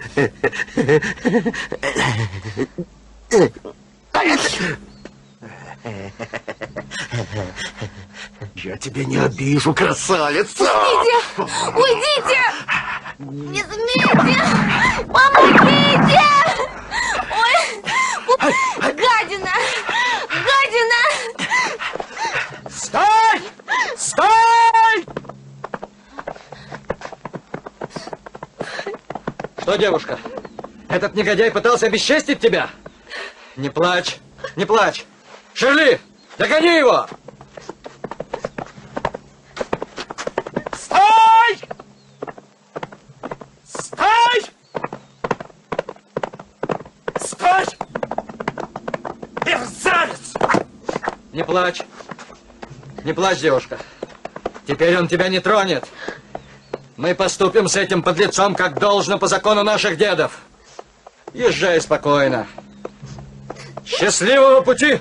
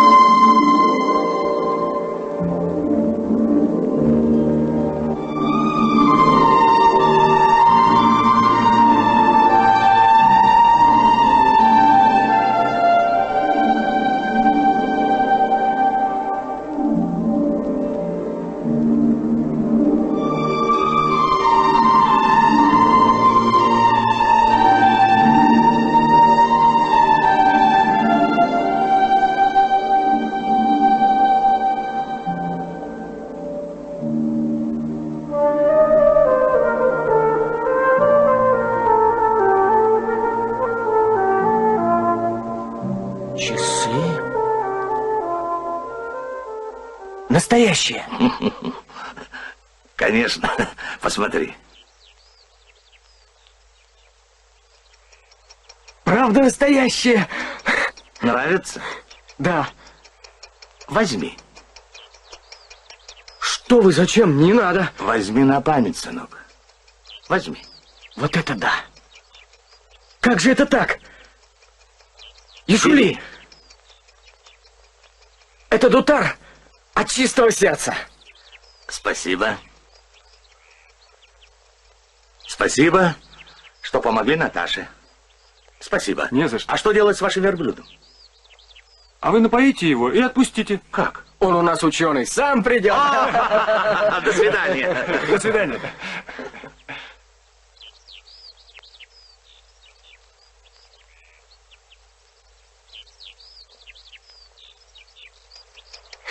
А ведь идут, вовсю тикают. Как говорится, не задерживай друга, чтобы он даром времени не терял. Я ухожу в аул. А может, ты передумаешь? Раньше я еще сомневался, а теперь твердо решил. А Тания сделает все для того, чтобы мы поссорились. Я от него уйду. Ты тоже, Керим. Хорошенько подумай. Ну что, друг?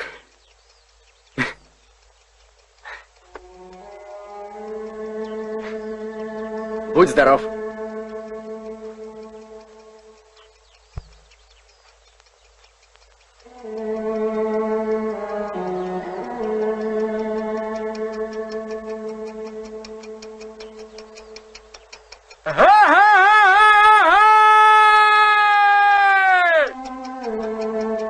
До свидания!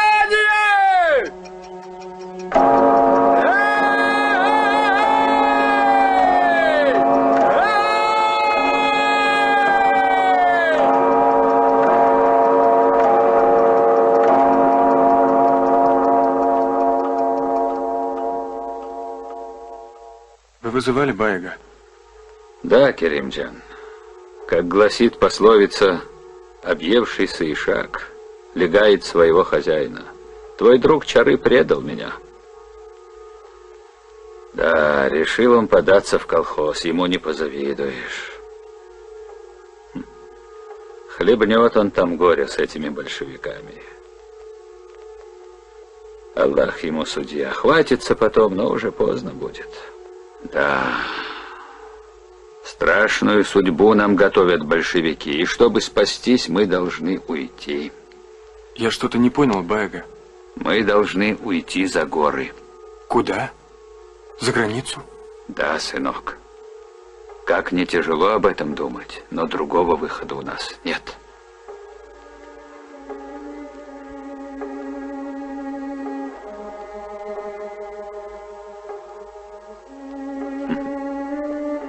Я понимаю твою печаль, Керимджан. Но мы жили с тобой душа в душу, и хочу, чтобы ты всегда был рядом.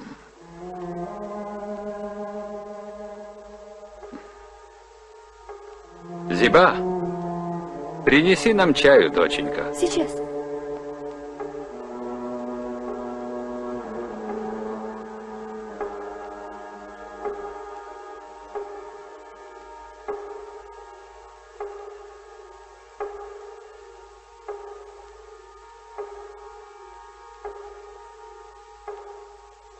Я всегда буду с вами, Баега. Благодарю, сынок. Молодец. Я и не сомневался. Да и много ли мне надо? Как говорится, на этом свете я пожил. А у тебя, сынок, все еще впереди. Вот, Аллах даст, переберемся на ту сторону, женю тебя. Куплю тебе белую кибитку. Да, вот что, Керимджан, ты поговори с чабанами. Скажи, пусть они отары мои не бросают. Хорошо, я с ними поговорю. Разрешите мне пойти попрощаться с матерью? Зачем же прощаться? Мы возьмем ее с собой. Спасибо. Спасибо, Баега.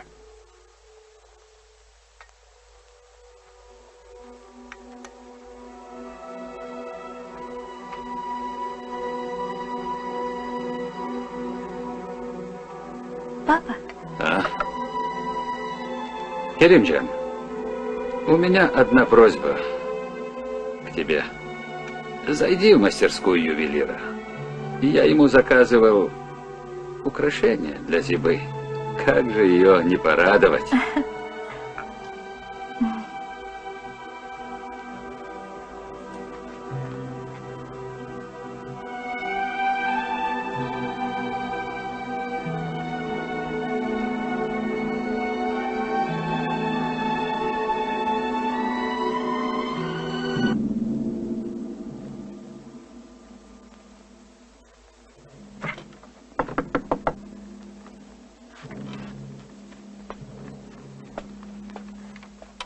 Кто там? Это я, мама. Керим, заходи быстрее. Ты что? Тише, тише, они еще слышат Ты твой что, голос. Они тебя всюду разыскивают. Как это могло случиться? Как ты мог пойти на такое? Ты о чем, мама? Как о чем? В ауле только и разговоров, что убили твоего друга Чары. Убили? Да, да, сынок. Чары убит? Говорят, что это сделал ты. Я Чары? Да, Керим. Кто говорит? Весь аул. Двое каких-то людей вчера ночью принесли его окровавленную одежду, себя не назвали. Сказали, Керим убил.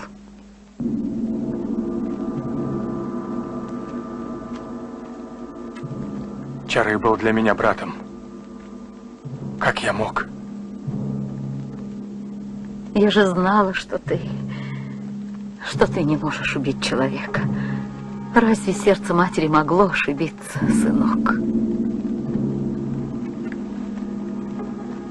А жена Тапаши говорит, знаем мы таких, на языке дружба, а в сердце отрава. Родственники Чары грозятся кровавой расправой. Их вызывали в аул-совет. Предупредили, что строго накажут за самосуд. А Батыр сказал, Керим не мог убить, Чары убили другие, да? Я пойду к Айсалтан. Что ты? Тебе к ней нельзя. Ведь говорят, ты спутался с ней, и все произошло из-за этого. Это все вранье. Я об этом Чары знал. А еще Батыр сказал, напрасно твой сын верит баям, они его обманут. Прямо не знаю, кого слушать. Послушай, сынок, а вдруг Атанияз бай не отдаст за тебя свою дочь, а?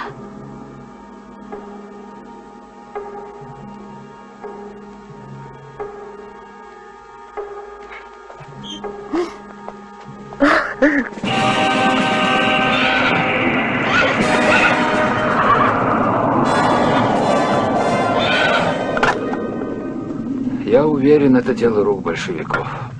Так они поступают со всеми, кто не подчиняется их воле. Смерть Чары на их совести, а свалили все на тебя. А кто последует за Чары, ты или я, неизвестно. Держи ружье. Научись стрелять, это всегда пригодится. Аллах даст, благополучно переберемся за горы, тогда и подумаем, как отомстить большевикам за Чары. Да, Керим. Они дорого заплатят за смерть Чары.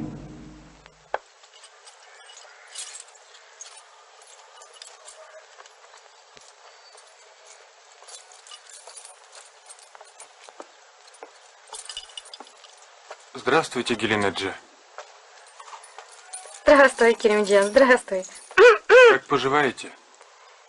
Все хорошо, все хорошо. Ты что такой грустный? Да нет, ничего. Заходи, чай попьешь. Нет, спасибо. Я пойду. Да. Чуть не забыл. Атанияз ага украшения заказывал. Для кого? Для Зибы. Передайте ей. Сам ей отдай. Зиба!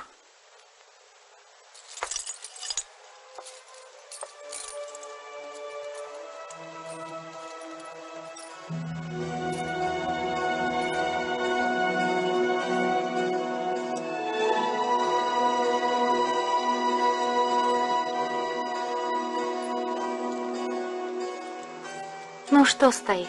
Отдай же ей.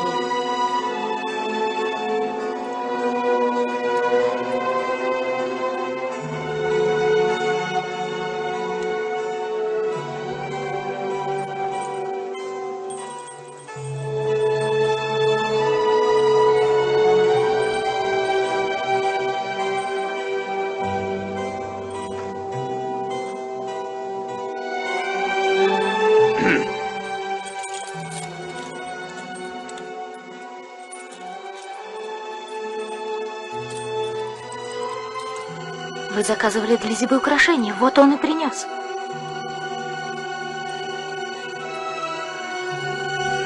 Возьми.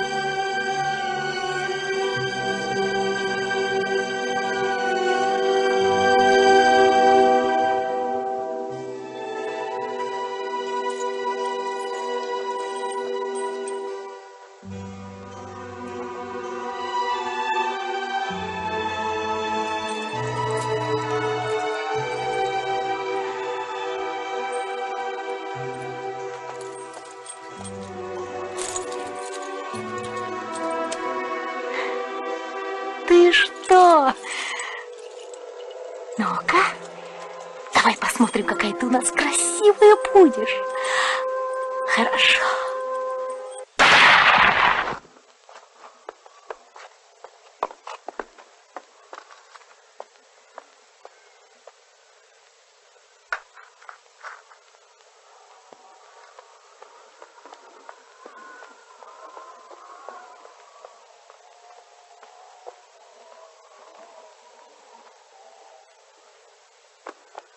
Керим! Керим! Керим, иди сюда! Нам нужно поговорить с тобой!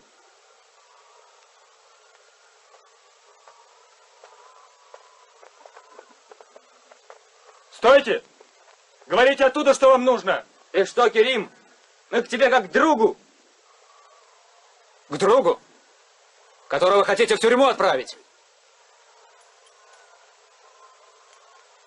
Если ты думаешь, что мы пришли тебя арестовать, то ошибаешься.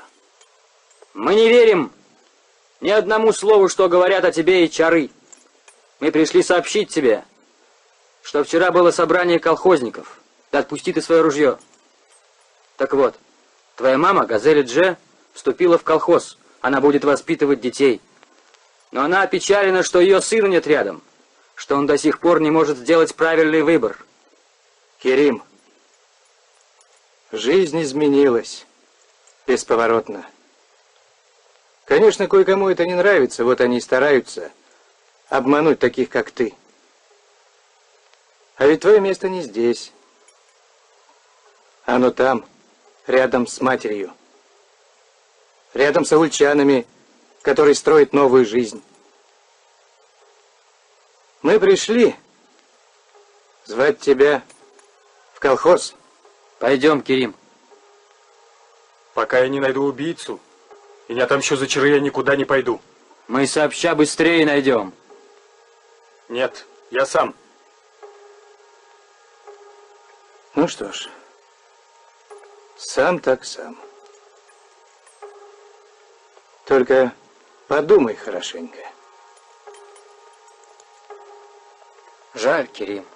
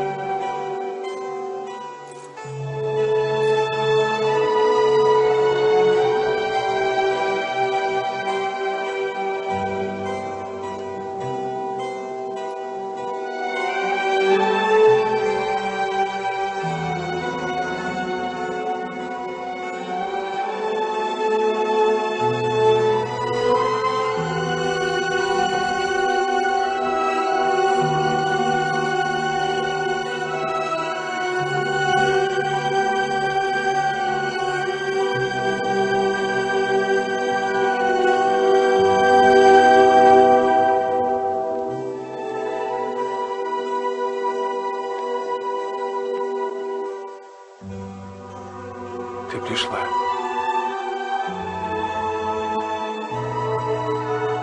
Сама пришла.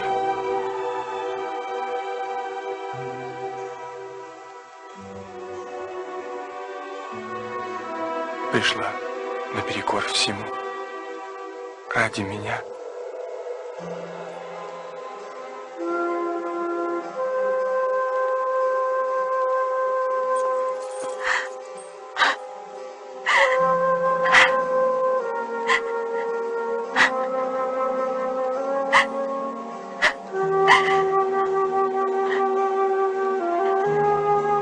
Я никогда не забуду это. Я всю жизнь буду беречь тебя.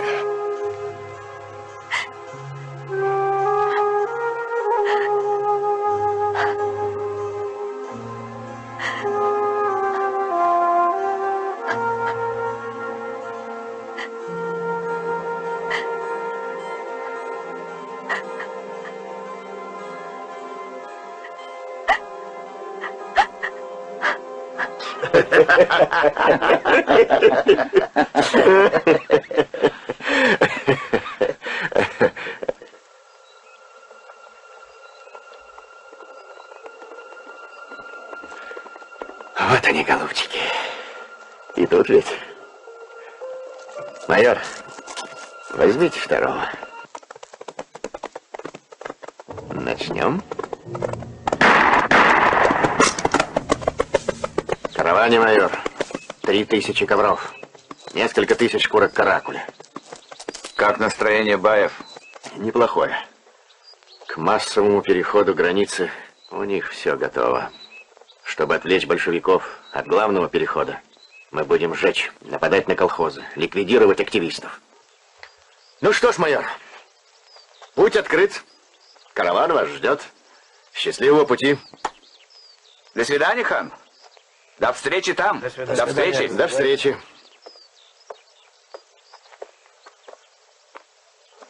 Покажи, какой у тебя получился ответ? 73. Правильно.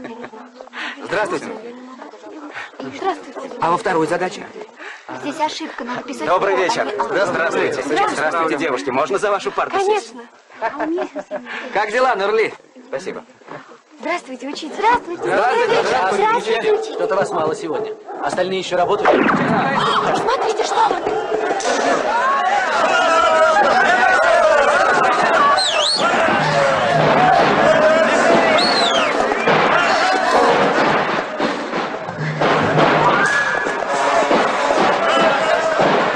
Расходитесь по домам. Стой! Не с места! Всех перестреляю!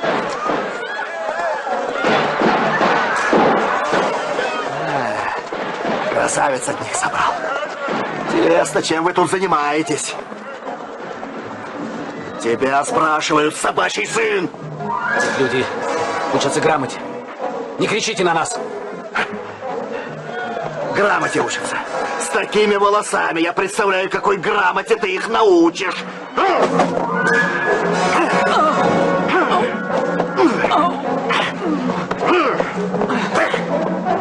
Что ты делаешь? Что? Не смей. Ты грамоте учишься. Да, учусь грамоте великого Ленина. О том, как надо относиться к баям и басмачам. Догадываюсь, что не Коран изучаешь. Большевик? Я комсомолец. Все равно. Эй! Сделайте их похожими на мужчин. Выбейте у них волосы на голове.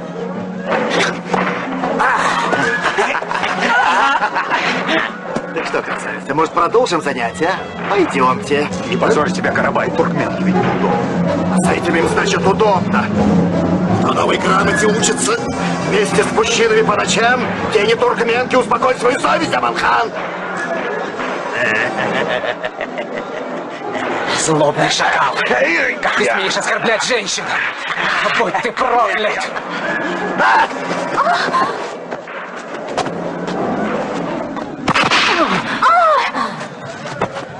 Учитель.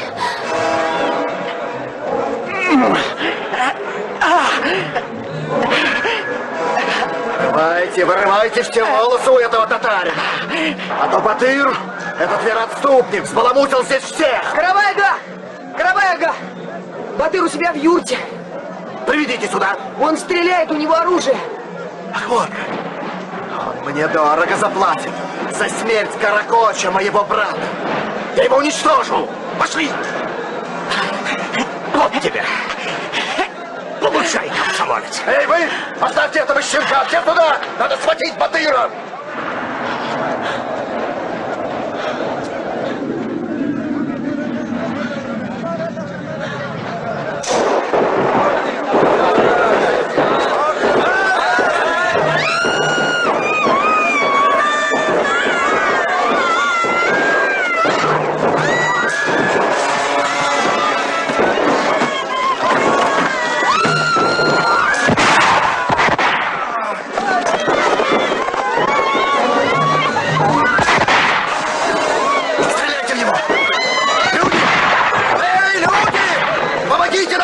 Большевика Батыра! Я обещаю сохранить вам жизнь!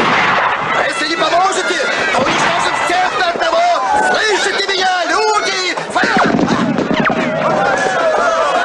Он убил меня! Убил меня! Что вы стоите? Стреляйте в него! Стреляйте!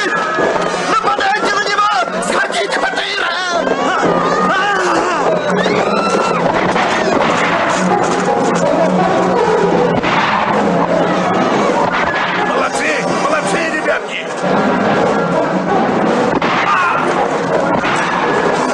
Бандитам!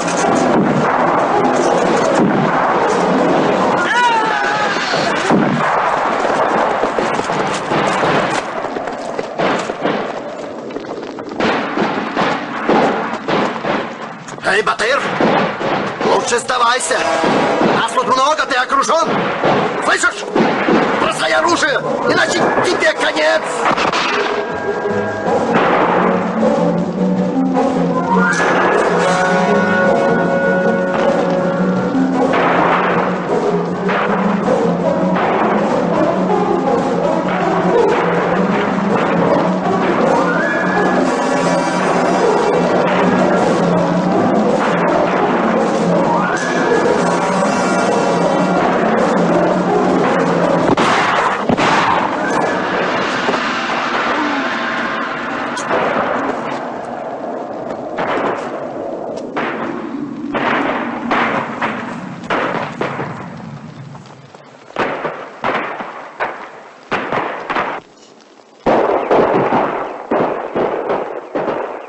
Мама.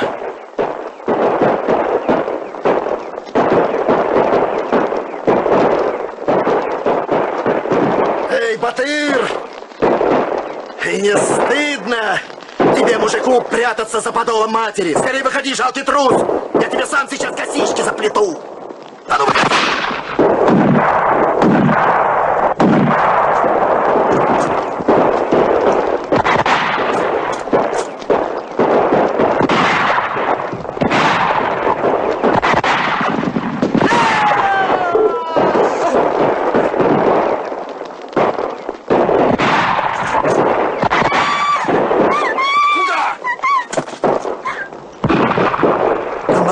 Прикройте меня!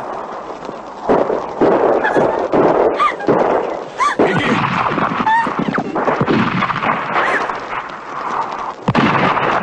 Скорей, сюда, Батыр!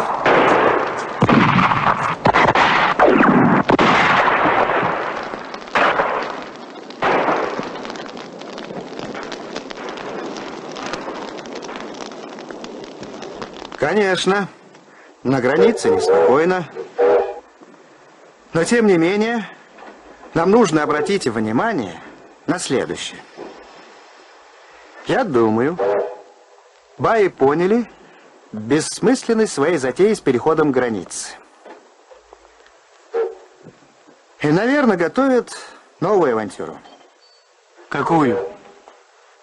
Мне сказал один чебан, что баи решили теперь вредить нам здесь, на месте. И поэтому, Сергей Николаевич, нам тоже не мешало бы пересмотреть свои планы. Тревога! Тревога, товарищ! Что такое?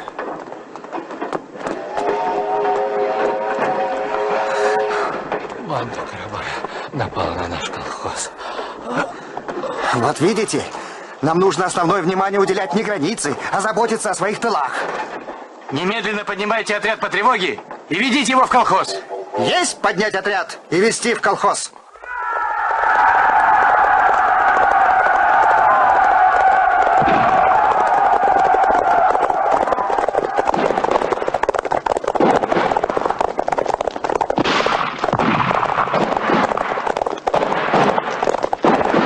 Батыр! Наши идут! Наши! Емиров с отрядом!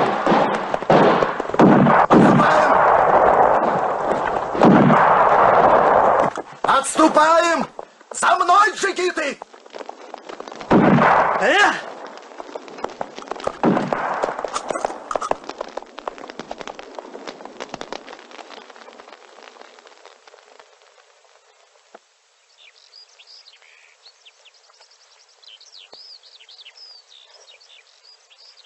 Дочка чайку бы. Угу.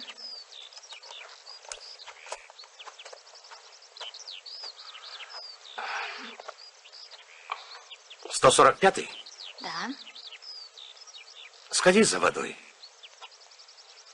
и подай мне тутар. Пап, как ты много чая пьешь? Я сейчас.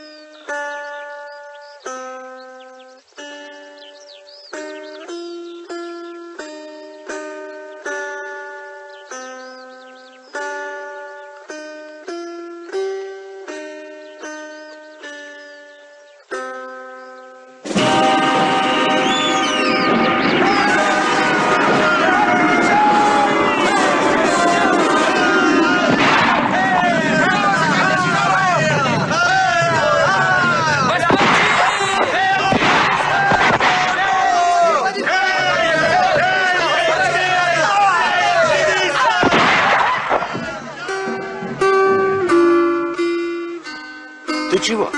Ничего. Ты играй. Играй, пап.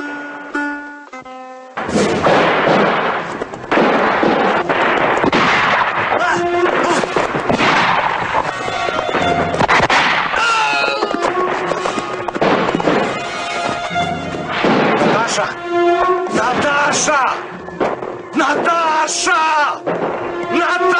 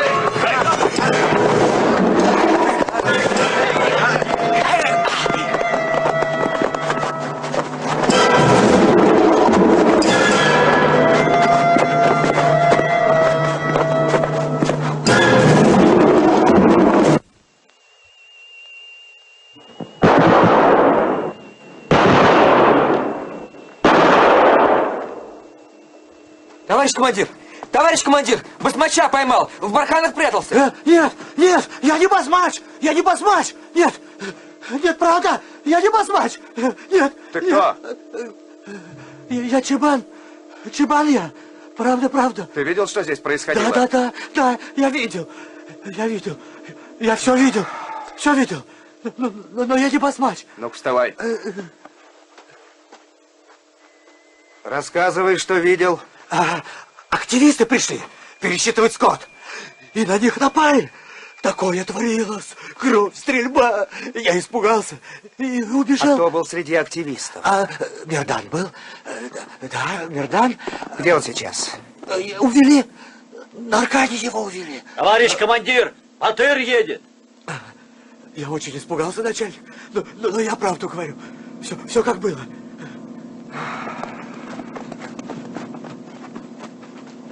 Приведите Батыра ко мне.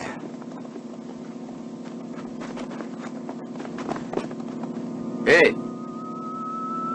А ну иди сюда. Ты видел своими глазами, что Мирдана увели? Да. Ну вот что. Скажешь, что он сам добровольно перешел к баям. Понял? Молодец. Иди. Здесь он. Вот. Пошли. Здравствуйте, товарищ Эмиров. Ну что, я вижу, вам не удалось настичь этих бандитов. Тут дела так разворачиваются, что мы их вряд ли когда-нибудь сумеем настичь. Я вас не понимаю. Не понимаешь? Мне кажется, Мирдан вам приходится родственником, не так ли? Ну, допустим. Нет, вы не уходите от вопроса. Он ваш родственник или не родственник? Да, ну при чем здесь это? А при том, что он оказался предателем. Что? Что за вздор вы говорите? Мне бы тоже хотелось думать, что это вздор. Но однако по его вине погибли люди. А где он сейчас? Где он сейчас? Он сделал свое черное дело и ушел с басмачами. И по вине твоего родственничка погибли люди. И мы знаем, что он не один тут орудует. И у него есть сообщники. Что вы этим хотите сказать? А то, что кончай этот балаган, Батыр. Сдай оружие. Ты арестован. Что? Я арестован? Да. Я должен сдать оружие? Не тебе ли, Эмиров? Не дури. У меня есть свидетели. Да-да, я своими глазами видел, как Мирдан с Карабаем орудовали. Еще он сказал, что его родственники с ним заодно. Нет.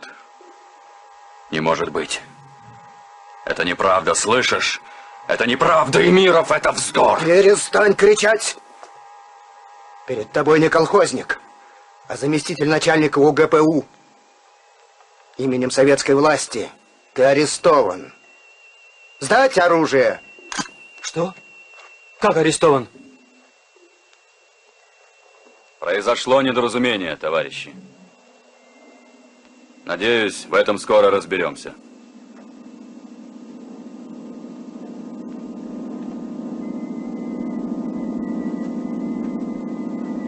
Влейтесь в отряд Эмирова и соблюдайте воинскую дисциплину. Уведите его в город. Батырджан, как же так? Как же мы без тебя, а?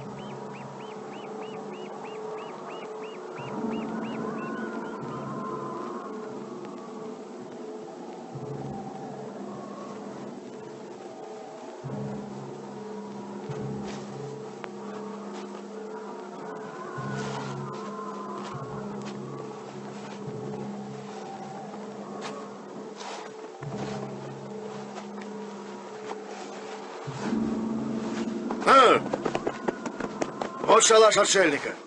Но почему-то нет знака. Был уговор, приедет, белую тряпку повесит.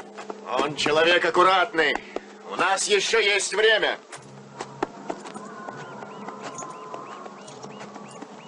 Салам алейкум.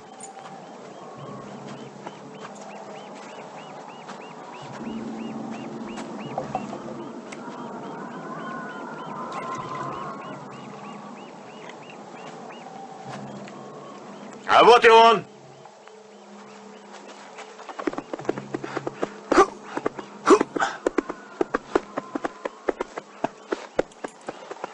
Ага. Какой подарок мне приготовили.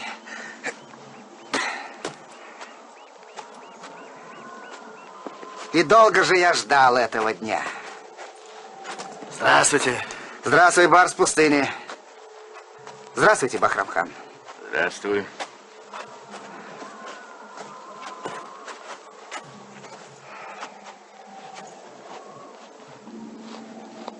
И что вы собираетесь с этим красавчиком делать?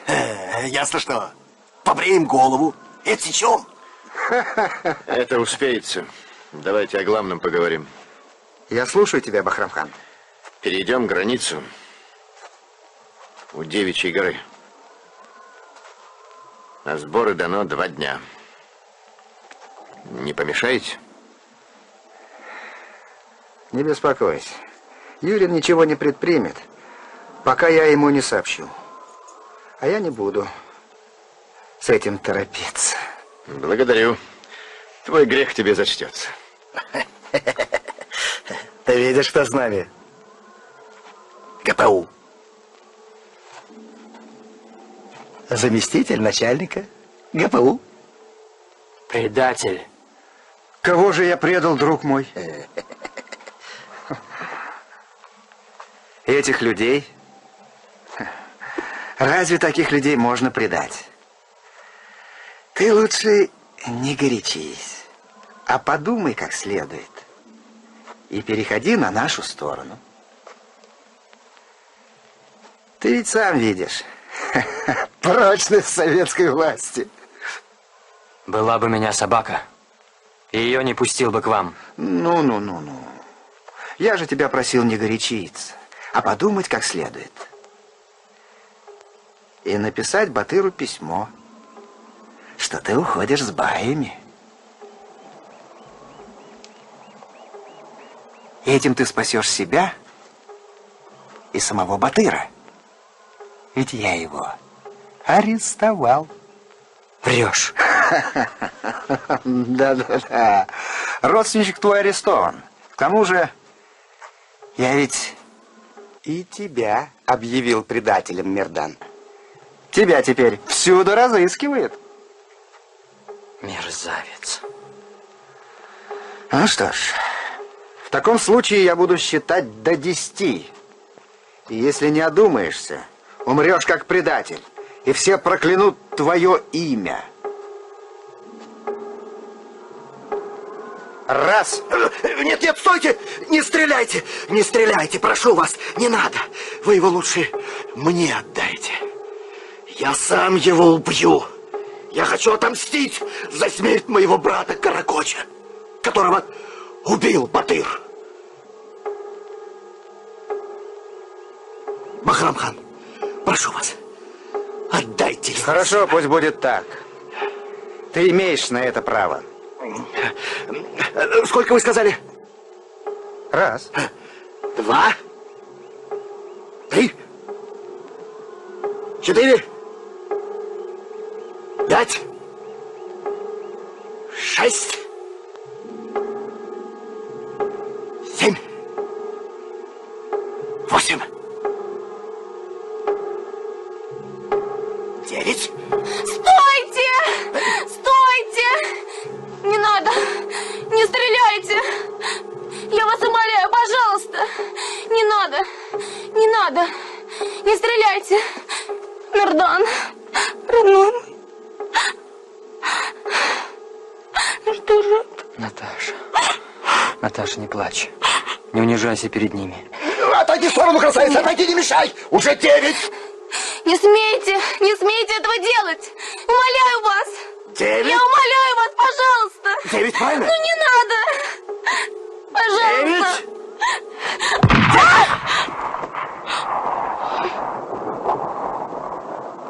Что?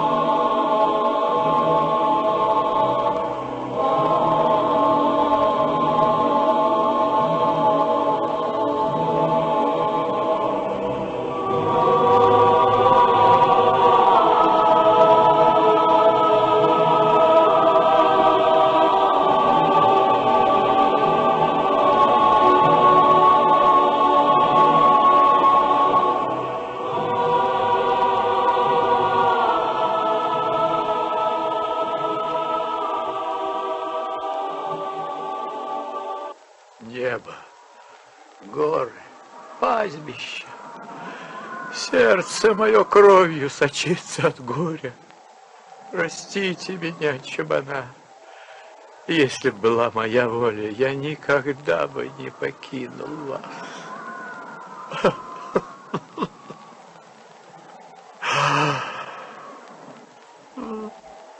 И ты прости меня.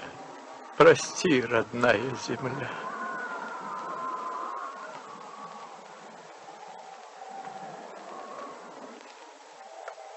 Да. Ничто в мире не может заменить Родину. Да что же вы нос повесили? Придем и увидим. Да может на чужбине той нам и судьба улыбнется. В самом деле, а вдруг нам там повезет, и мы сможем наконец-то обзавестись семьей? Ну, конечно. Таких красавиц, как там, говорят, на всем свете не слышишь.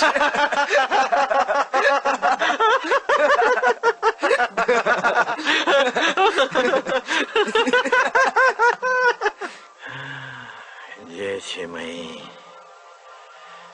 красивее лани родного края нигде для сердца не найти вам. Ну-ка взгляните на эту вершину. Если приглядеться внимательно, то можно увидеть облик прекрасной девушки.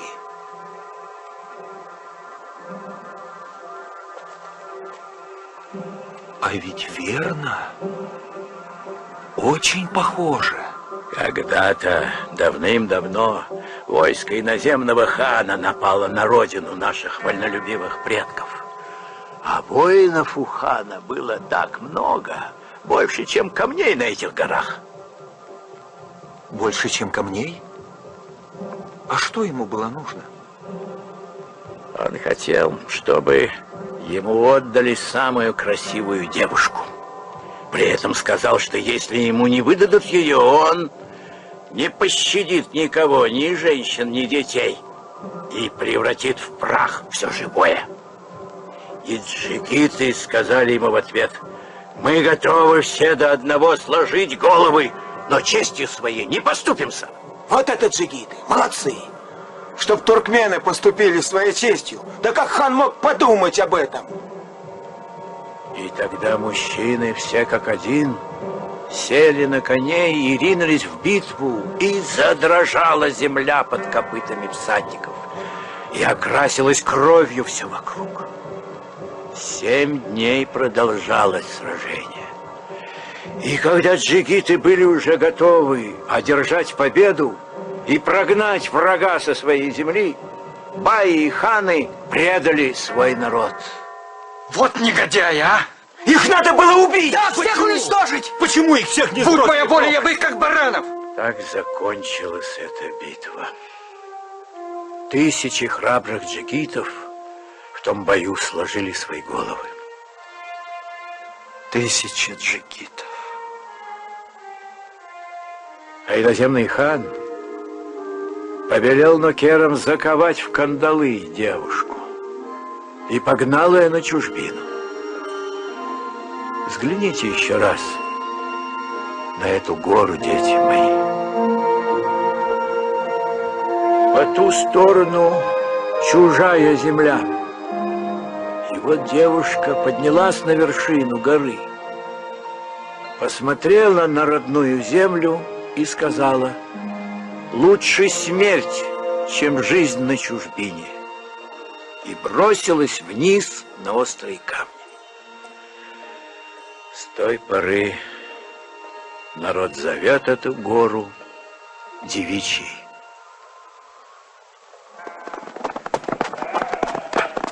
Вы что расселись тут, а?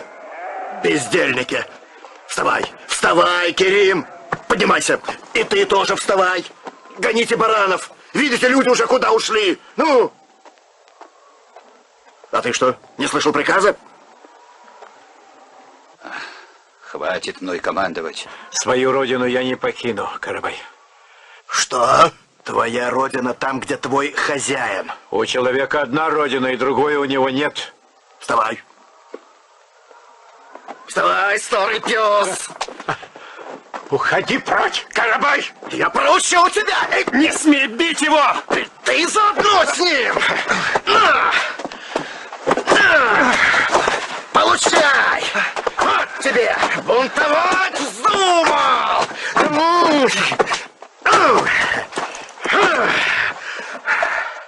Ах ты, щенок! Поднимайся! Слышишь, Ганьятару? Если бы не Атаньязба, я тебя уже давно пристрелил бы!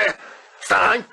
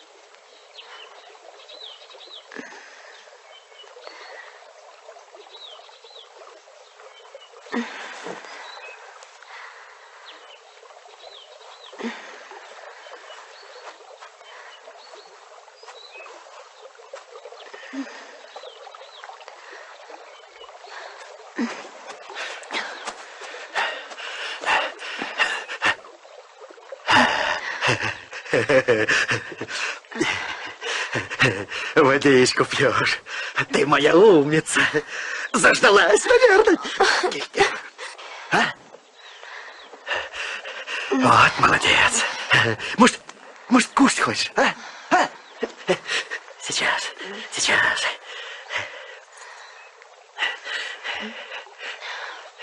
Ой, на, кушай. На. Не хочешь? Ну, как хочешь. Ты что? Застегнись. Люди увидят.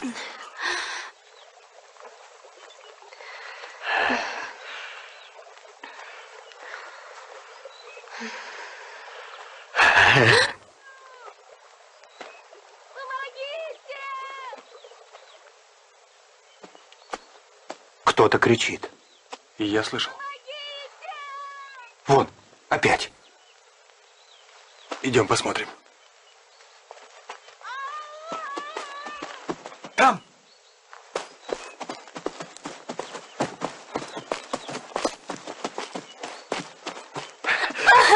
Сейчас я развяжу тебе руки. Ну, подожди, сейчас. Вот так. Вот. Красавица моя. Вот.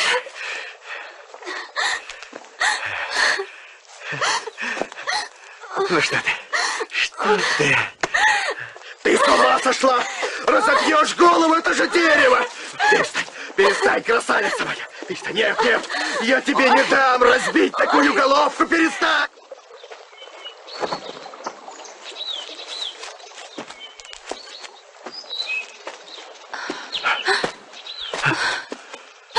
Куда же ты?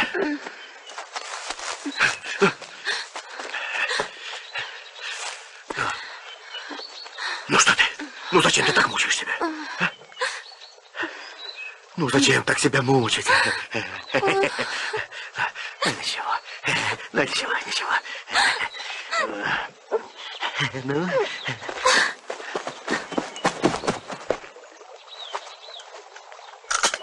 Эй ты, убери свои руки! А ну отпусти девушку! Отпусти ее! Отпусти!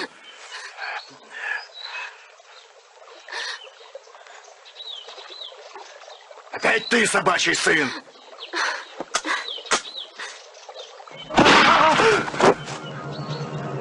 Керим! Стреляй, чего ты смотришь? Не могу, боюсь попасть в девушку.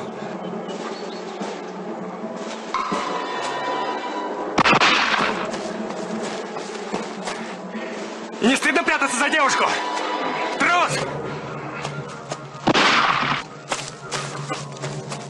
Отпусти ее! Мерзавец! Отпусти!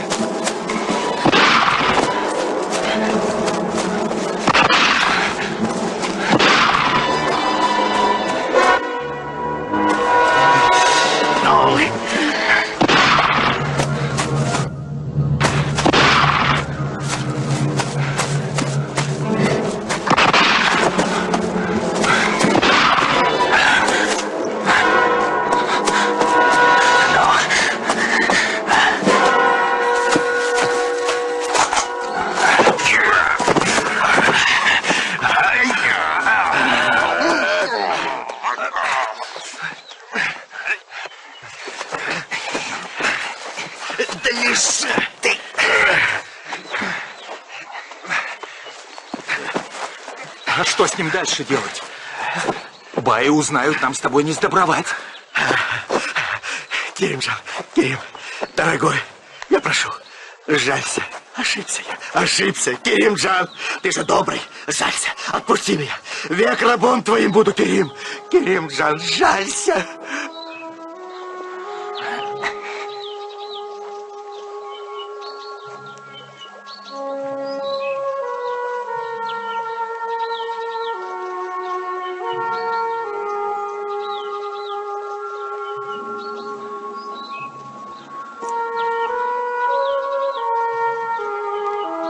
Отведем его к большевикам. Юрину. Завтра утром. Пусть ответит за все.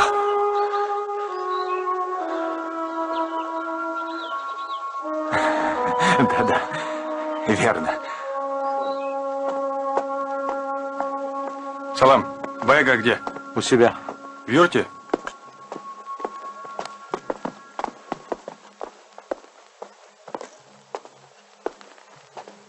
Хватит вам раздумывать, Баяга. Отбросьте все сомнения. Позади мосты сожжены. Салам алейкум. Извините, Атания Сага. Я хотел бы с вами поговорить. Потом, сынок, потом поговорим. Татары уже на границе, а мы еще тут. Это не Язбай. Или послезавтра уходим на ту сторону, или... Алан! Эй, джигиты! А ну пошли! И ты! Пошли! Пошли!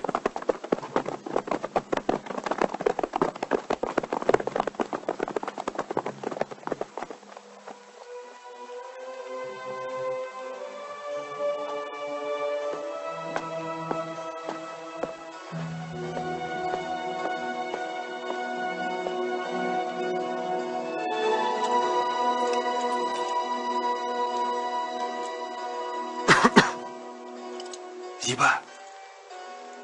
Зиба! Это я, Керим.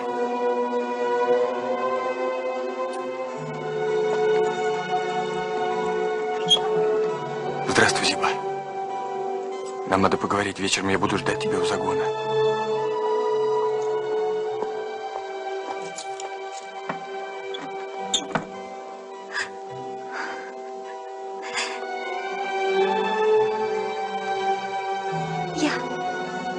Не понимаю тебя.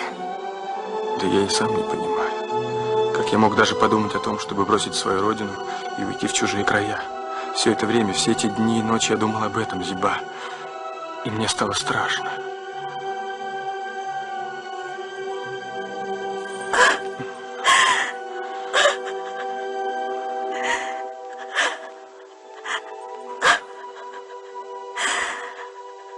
А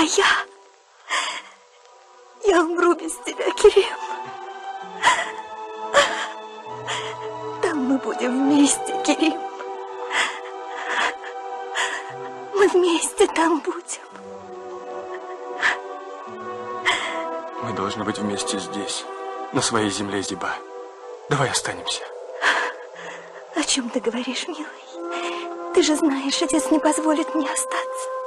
А мы сами, ты и я. Пойми, на чужбине мы не будем счастливы.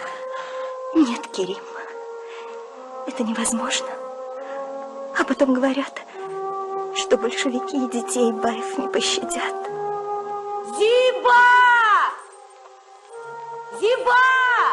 О большевиках тебе сказали неправду. Постой, ты думаешь, там твой отец согласится на свадьбу? Вот увидишь, Керим, он согласится. Ты поговори с ним как следует. Поговори.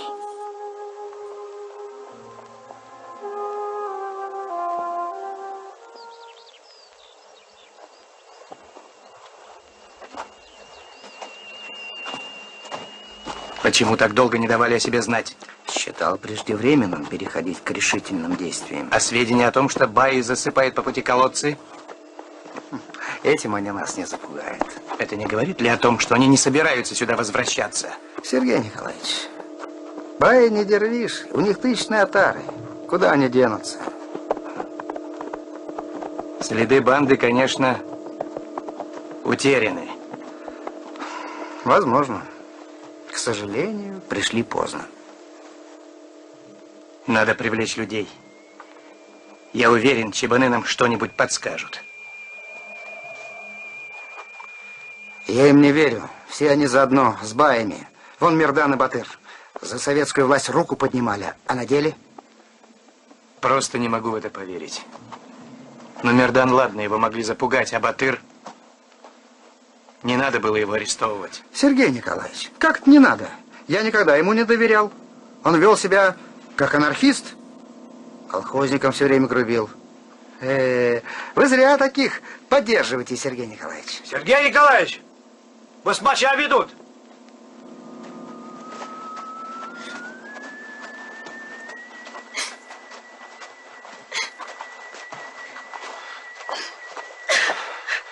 Успокойся. Успокойся. Смотри, смотри, кого ведут. Карабай. Вот зверюга.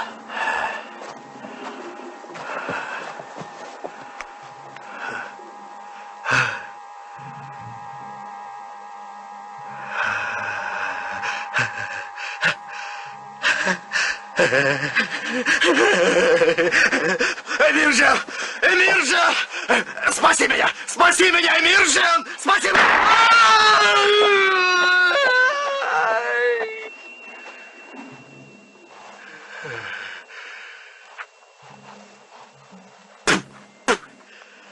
Ах ты, шакал! Своих стреляй!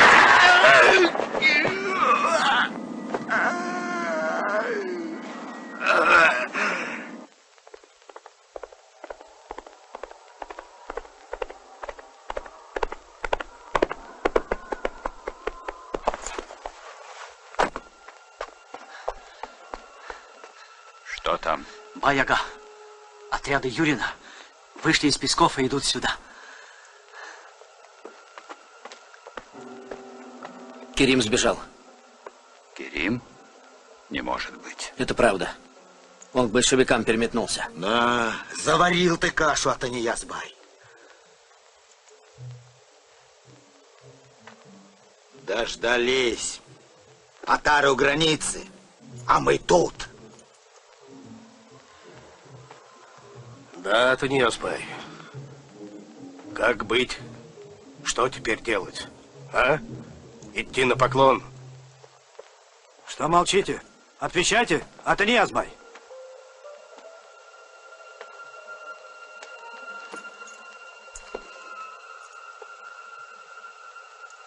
Послушаем Бахрамхана, что он скажет. Говори, что нам делать.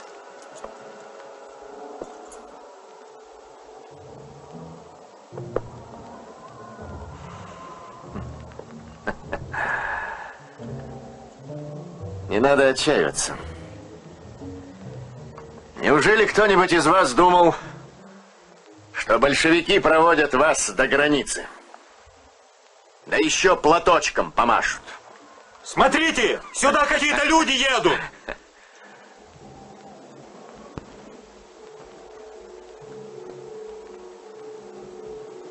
Парламентеры.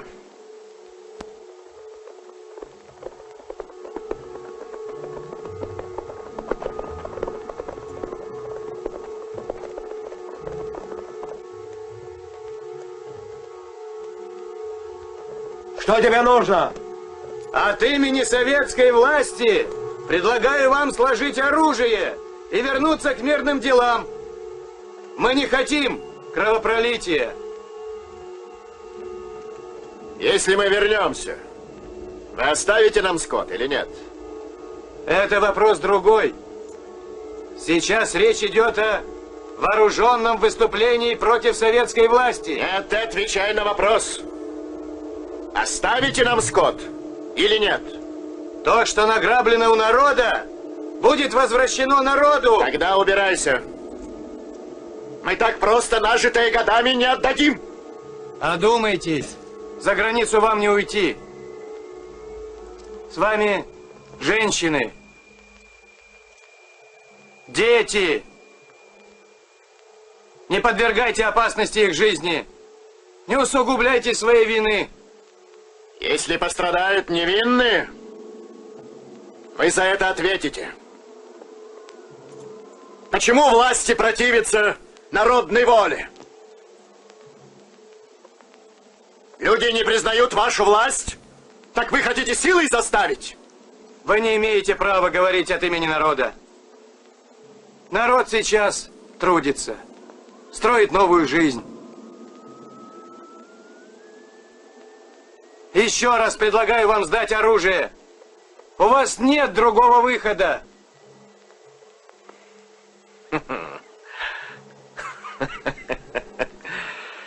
Есть.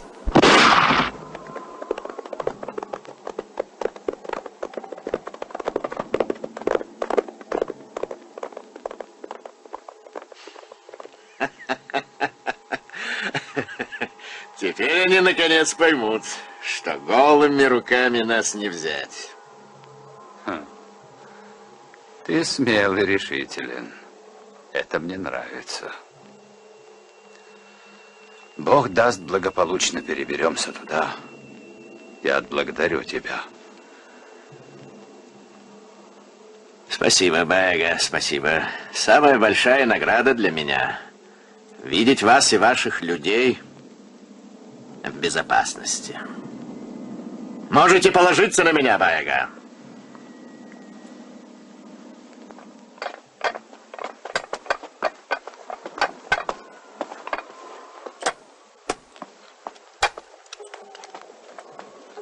Ну что, с какими вестями? Да неважные дела, отец. Баи вооружены хорошо. И похоже, что без боя они не сдадутся. То, что не сдадутся, это точно. Они даже стреляли в нас. Что, в парламентеров? Да. Вот негодяи. Что другого от них ожидать? Значит, без вооруженного столкновения нам не обойтись.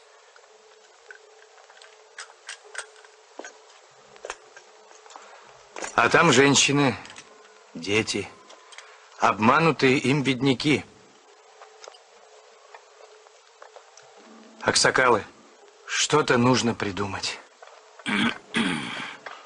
Как по-твоему, Атага, может, Сатания с Баем самому поговорить? Пусть не проливает напрасно невинную кровь. Пусть одумается, пока не поздно. А? Если ты к нему один пойдешь, он тебе аркан накинет на шею и уведет на ту сторону. Вот если бы его самого сюда привести, тогда другое дело, с ним можно будет сговориться. Он не дурак, многое поймет.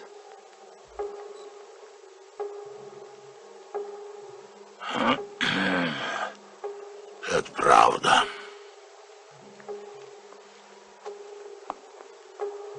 Сергей Николаевич, позвольте я поговорю с Таньязбаем. Разрешите мне поговорить с ним.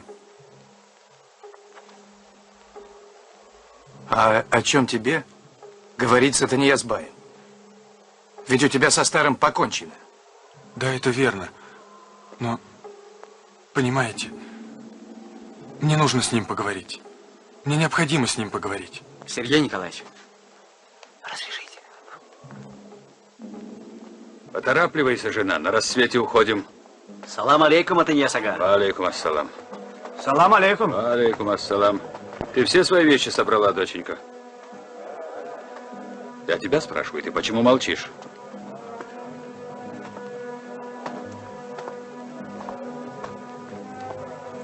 Что-нибудь случилось, так скажи.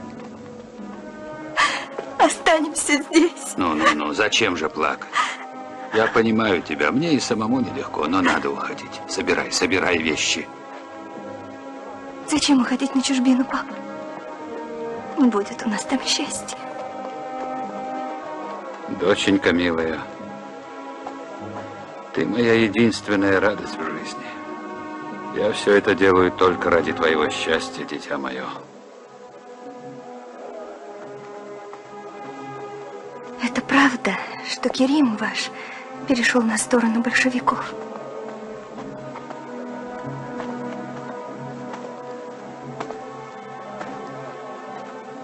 А почему тебя это беспокоит? Он вам ни о чем не говорил?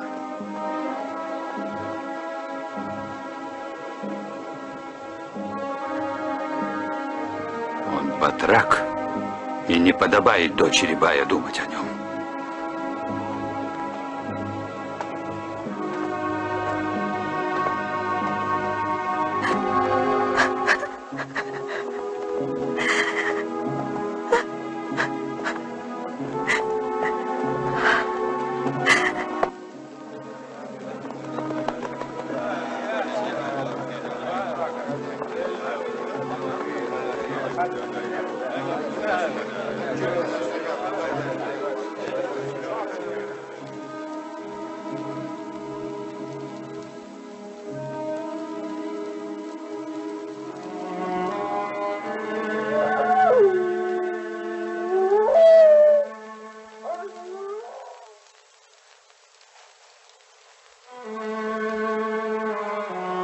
Салам алейкум, Атаньяс ага.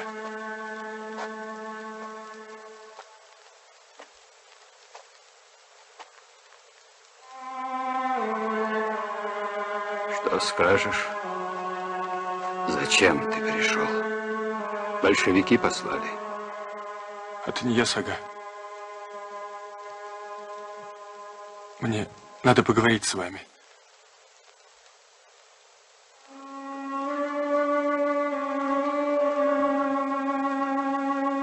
Понимаете? Мне необходимо, надо поговорить с вами. Говори. Атаньяс ага.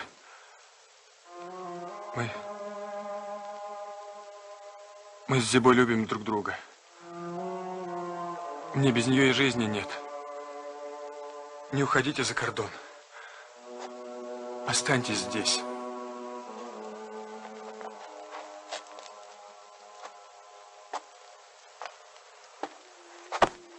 Проклятый щенок. Да как у тебя язык повернулся, такое мне сказать? Ах ты гад! А ну руки вверх!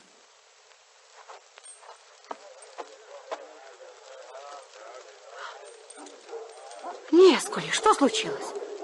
Что с тобой такое? На тебе лица нет. Где Таньяс? Только что был тут. Где тут? Где он? Где? А может, возле загона? Там его нет. Тогда, наверное, в Бахрамхана. И там нет. Не пошел ли он к Аманбаю? Не был он у него. Тогда уж я прямо не знаю, где он, действительно, куда он мог подеваться. Не провалился же он сквозь землю. Но ведь его нигде нет. Еще раз пойду его поищу. Поищи, дорогой Нияскули. О, Аллах, как же так? Куда он исчез в такой момент? Ума не приложу. О, Аллах, принесу тебе в жертву лучшего барана, Всевышний. Убереги нас от плохого. Ай, только убереги. Ой. Зиба! Зиба! Ты не знаешь, где отец? Куда он ушел? Не знаю, мама. Ай, вот Коля. Куда же он пропал? Столько дел, не знаю, за что и хвататься. Ой. Именем советской власти вы арестованы, Атанияз Бай.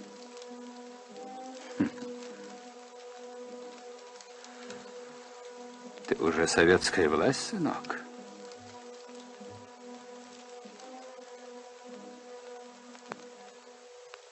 Я ничего и не ждал хорошего от советской власти.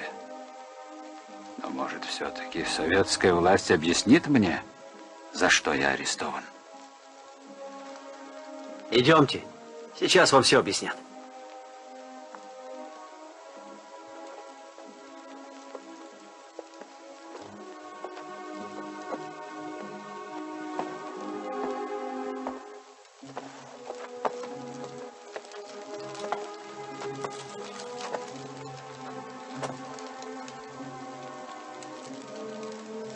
Салам алейкум.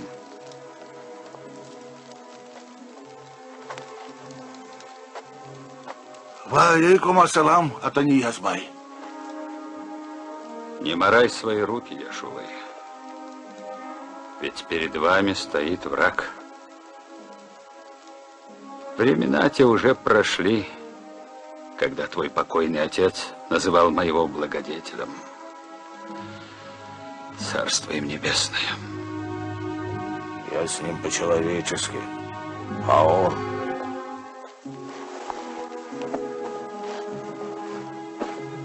Садитесь, Атанияз Бай. Что вы от меня хотите?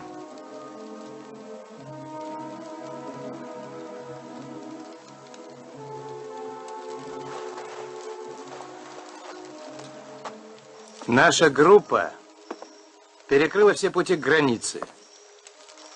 Вам ее никак не перейти. Поэтому нам не хотелось бы лишнего кровопролития. Что вы думаете по этому поводу? На все воля Аллаха. С вами дети, женщины, бедняки, которых вы обманули.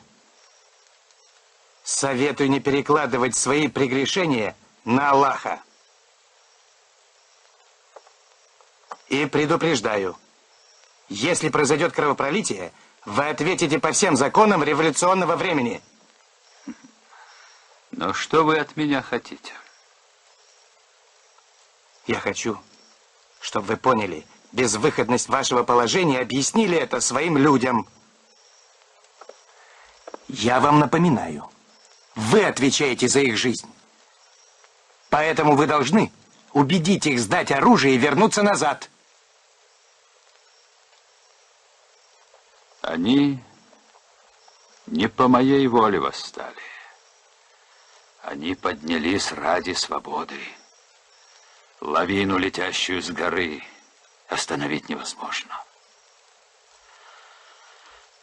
Они поднялись ради свободы. Понятно. Свобода для баев. А мы боремся за свободу трудового народа.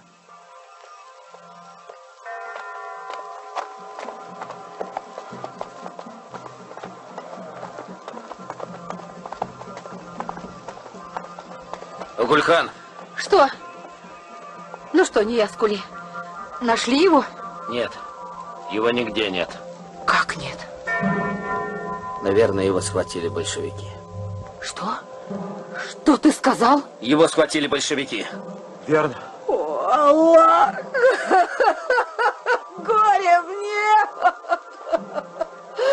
Зиба! Зиба! Аллах, какое несчастье!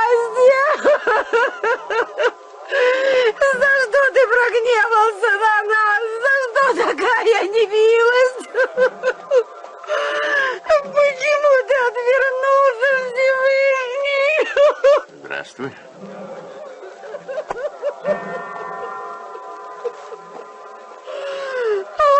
Что за шум? Что случилось? Атанияс-бай пропал. У большевиков он. Так говорят. Да-да. Да вы что? Что теперь делать будем? Ой, Аллах, за что мы пробегали себе? Я думаю, Атанияс как-нибудь выкрутится. Утихомирьте, Гульхан, а то, упаси бог, паника начнется. И потом, как договорились, на рассвете мы уходим отсюда.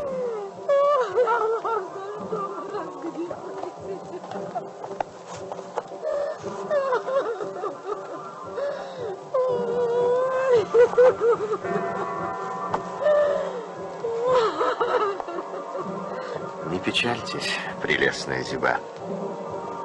Я все сделаю, чтобы вызволить вашего отца.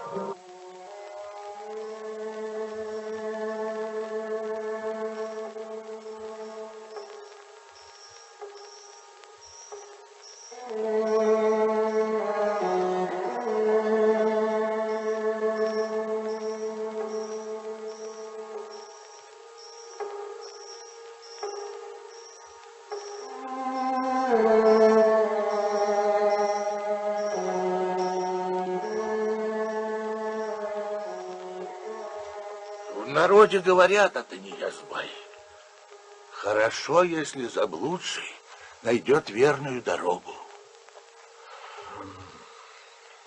И как только ты можешь из-за каких-то там баранов покидать родную землю, рисковать жизнью своих ближних, одумайся, пока не поздно.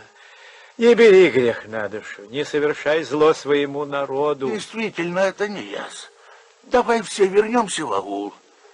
Сосватаем за Керима твою дочь. Ага. Устроим большой той. Вот. И заживем без драки, без вражды.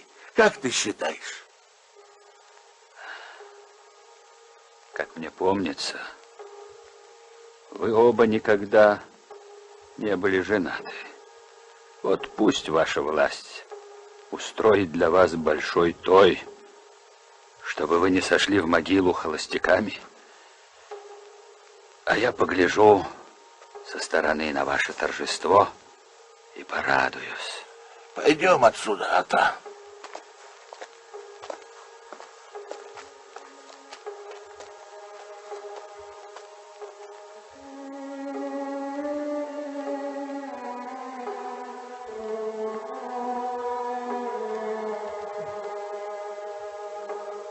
Керим. Что вам, Баега? Наклонись ко мне, Керимджан.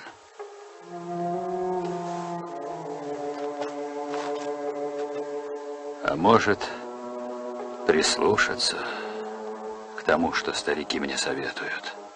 Как прислушаться? Вернуться в аул, вам с Зибой устроить свадьбу на славу. Свадьбу? А разве вы на ту сторону ходить уже раздумали, Баега? Да, Керимджан. Старики правы, сынок. Так я пойду скажу Сергею Николаевичу. Нет.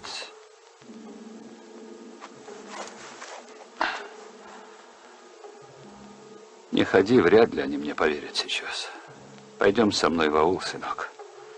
Объясним людям все, и тогда уж вернемся сюда. Но прежде развяжи мне руки.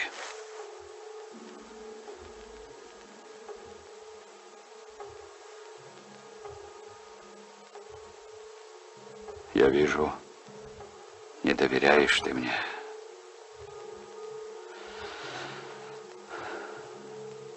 А я тебя не обманывал никогда, и ты это знаешь. Развяжи.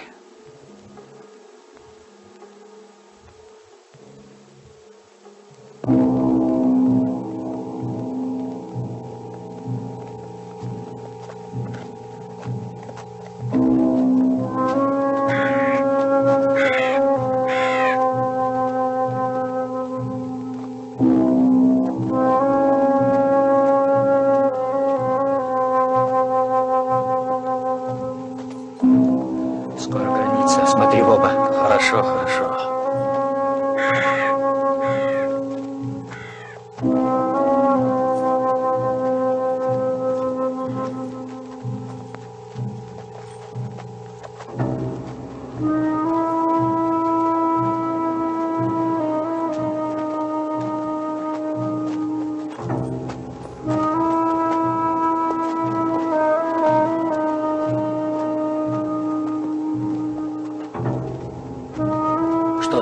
Стойте!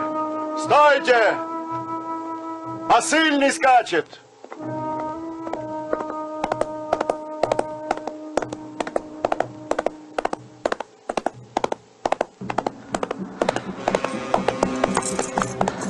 Атары все границу перешли благополучно.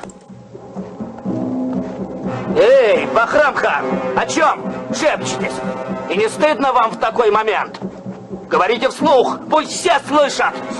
Стойте! Спокойно, спокойно. Я ничего не скрываю от вас. Просто мне сообщили, что большевики нас обложили со всех сторон.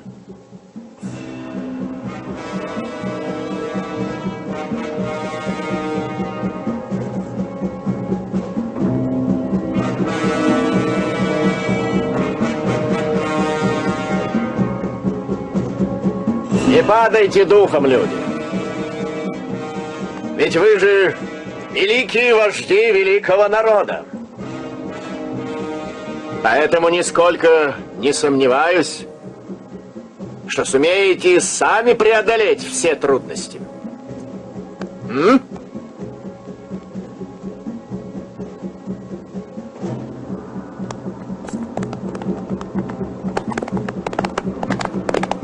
Эй, ты куда? Бахрам-хан! Стой! Вы что нас оставляете? Бахрам-хан! Куда вы? Стойте! Не покидайте нас! Стойте! Тихо! Я вас не оставляю, друзья.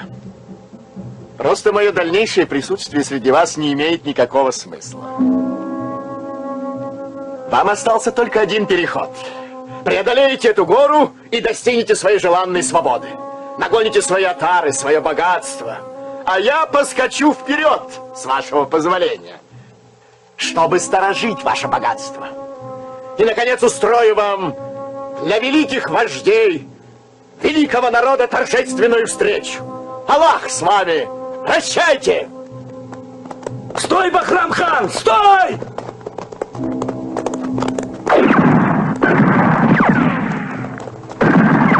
Будь ты проклят, поганый пес!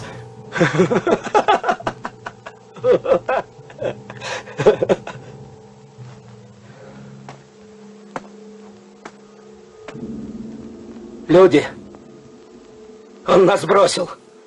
Слышите? Он обманул нас. Он, видите ли, будет сторожить наше богатство. Шакал.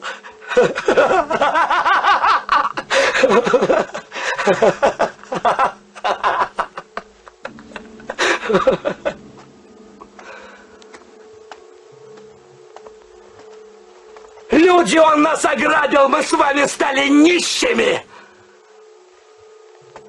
Если действительно большевики окружили нас, как мы эти горы сможем перейти?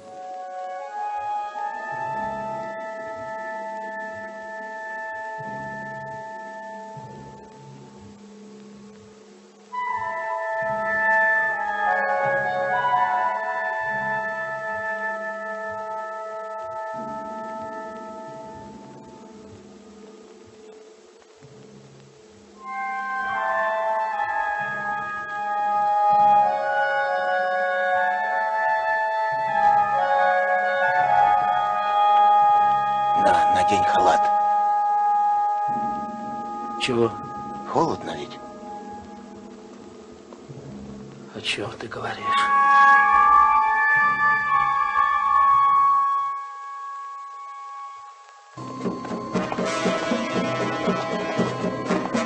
Это не яс идет!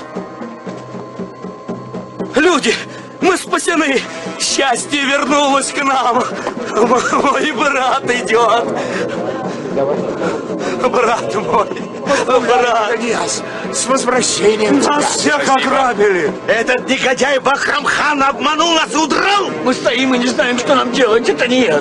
Люди, тихо успокойтесь. Я заранее знал, что так получится. А мы ему верили. И как барана за ним. Змею пригрели на своей груди.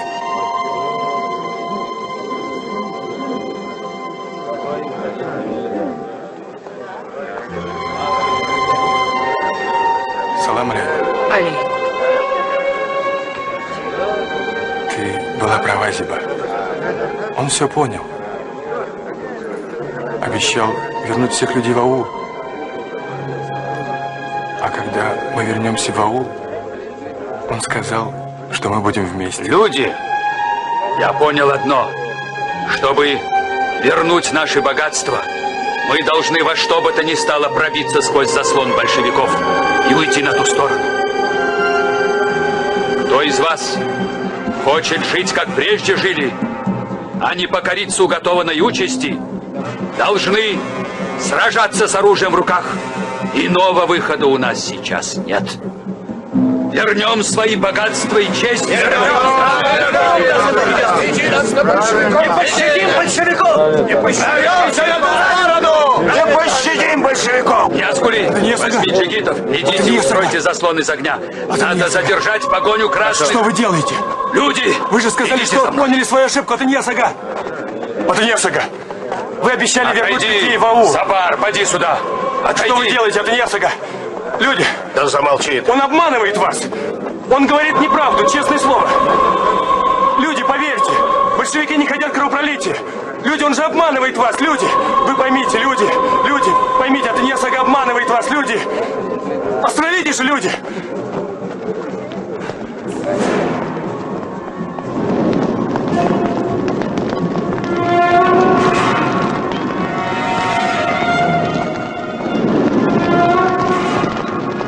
Остановитесь, что вы делаете?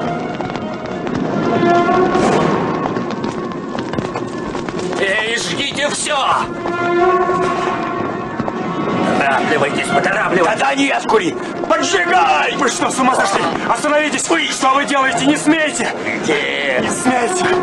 Прекратите жечь! Убирайся! Прекратите жечь! Не смейте! Пошел порой!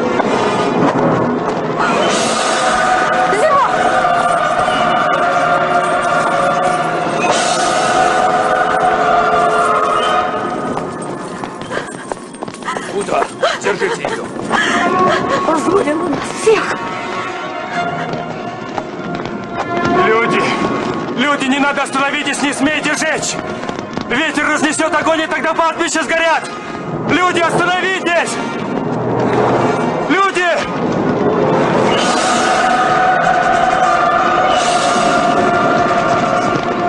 Что вы делаете? Не смейте!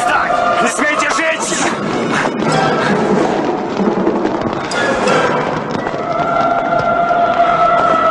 Не ясхули! Останови людей! Прочь!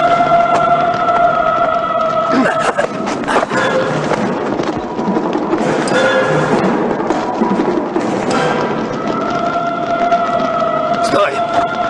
Дай-ка.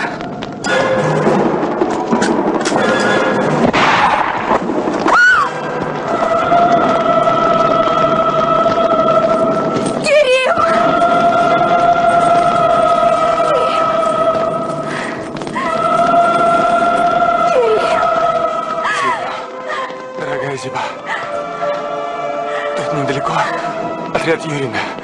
Надо им передать, чтобы обманул людей. Он жжет землю, родную землю. Зиба! Я тебя не оставлю. Нет. Бесстыжая. Беги, Зиба. Скорее, прошу тебя. Подумай об отце. Уйди.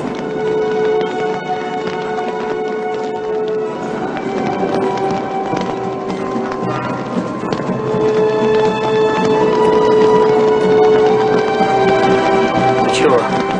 Зиба, ты чего?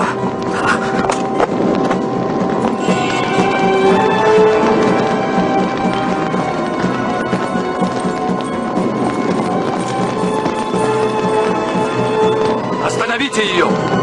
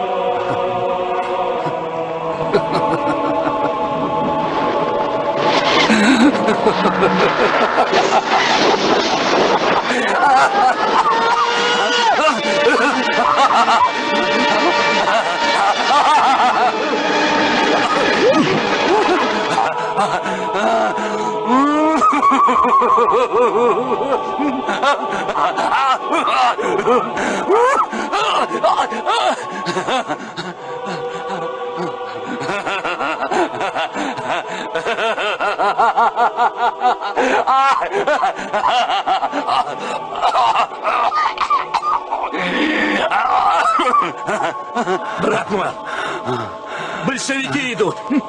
Надо бежать. Опомнись. Сгинь.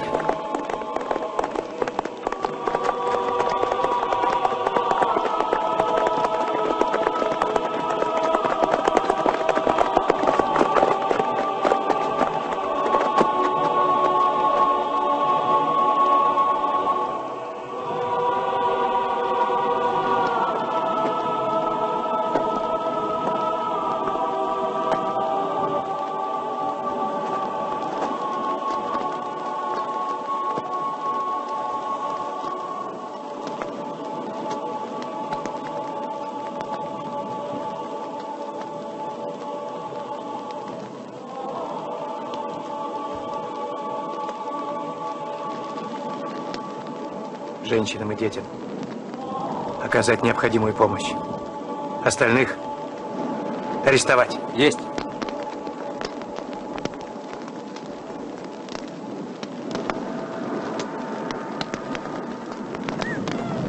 Кто это? Это? Небесная девочка. У нас ее так называют. Возьмите людей и помогите. Есть.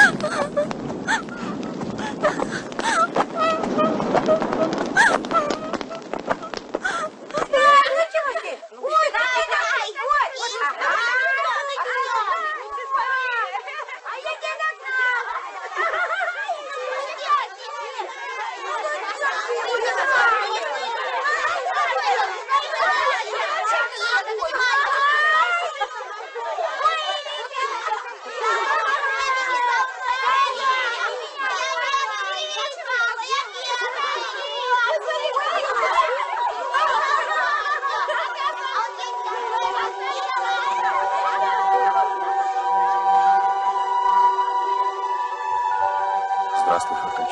С возвращением. Спасибо.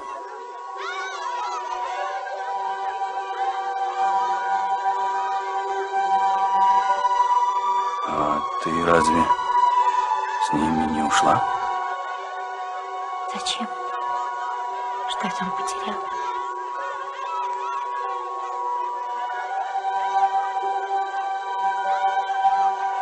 У тебя все хорошо. Все благополучно.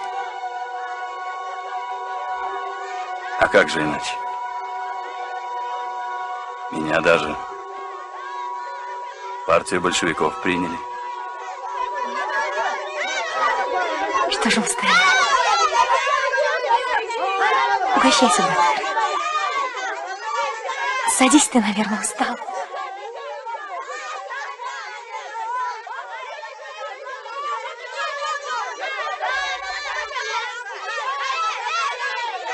Ты знаешь, я ходила на могилу твоей матери. Спасибо. Вот кибиток в ауле мало осталось. Угу. Негде людям жить.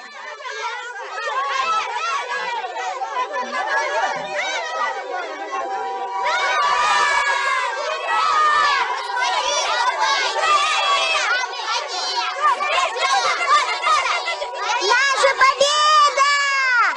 Наша победа! Ничего, Халтач. Мы новые кибитки поставим.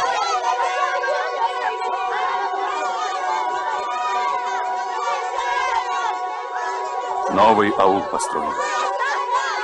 Наша победа! Наша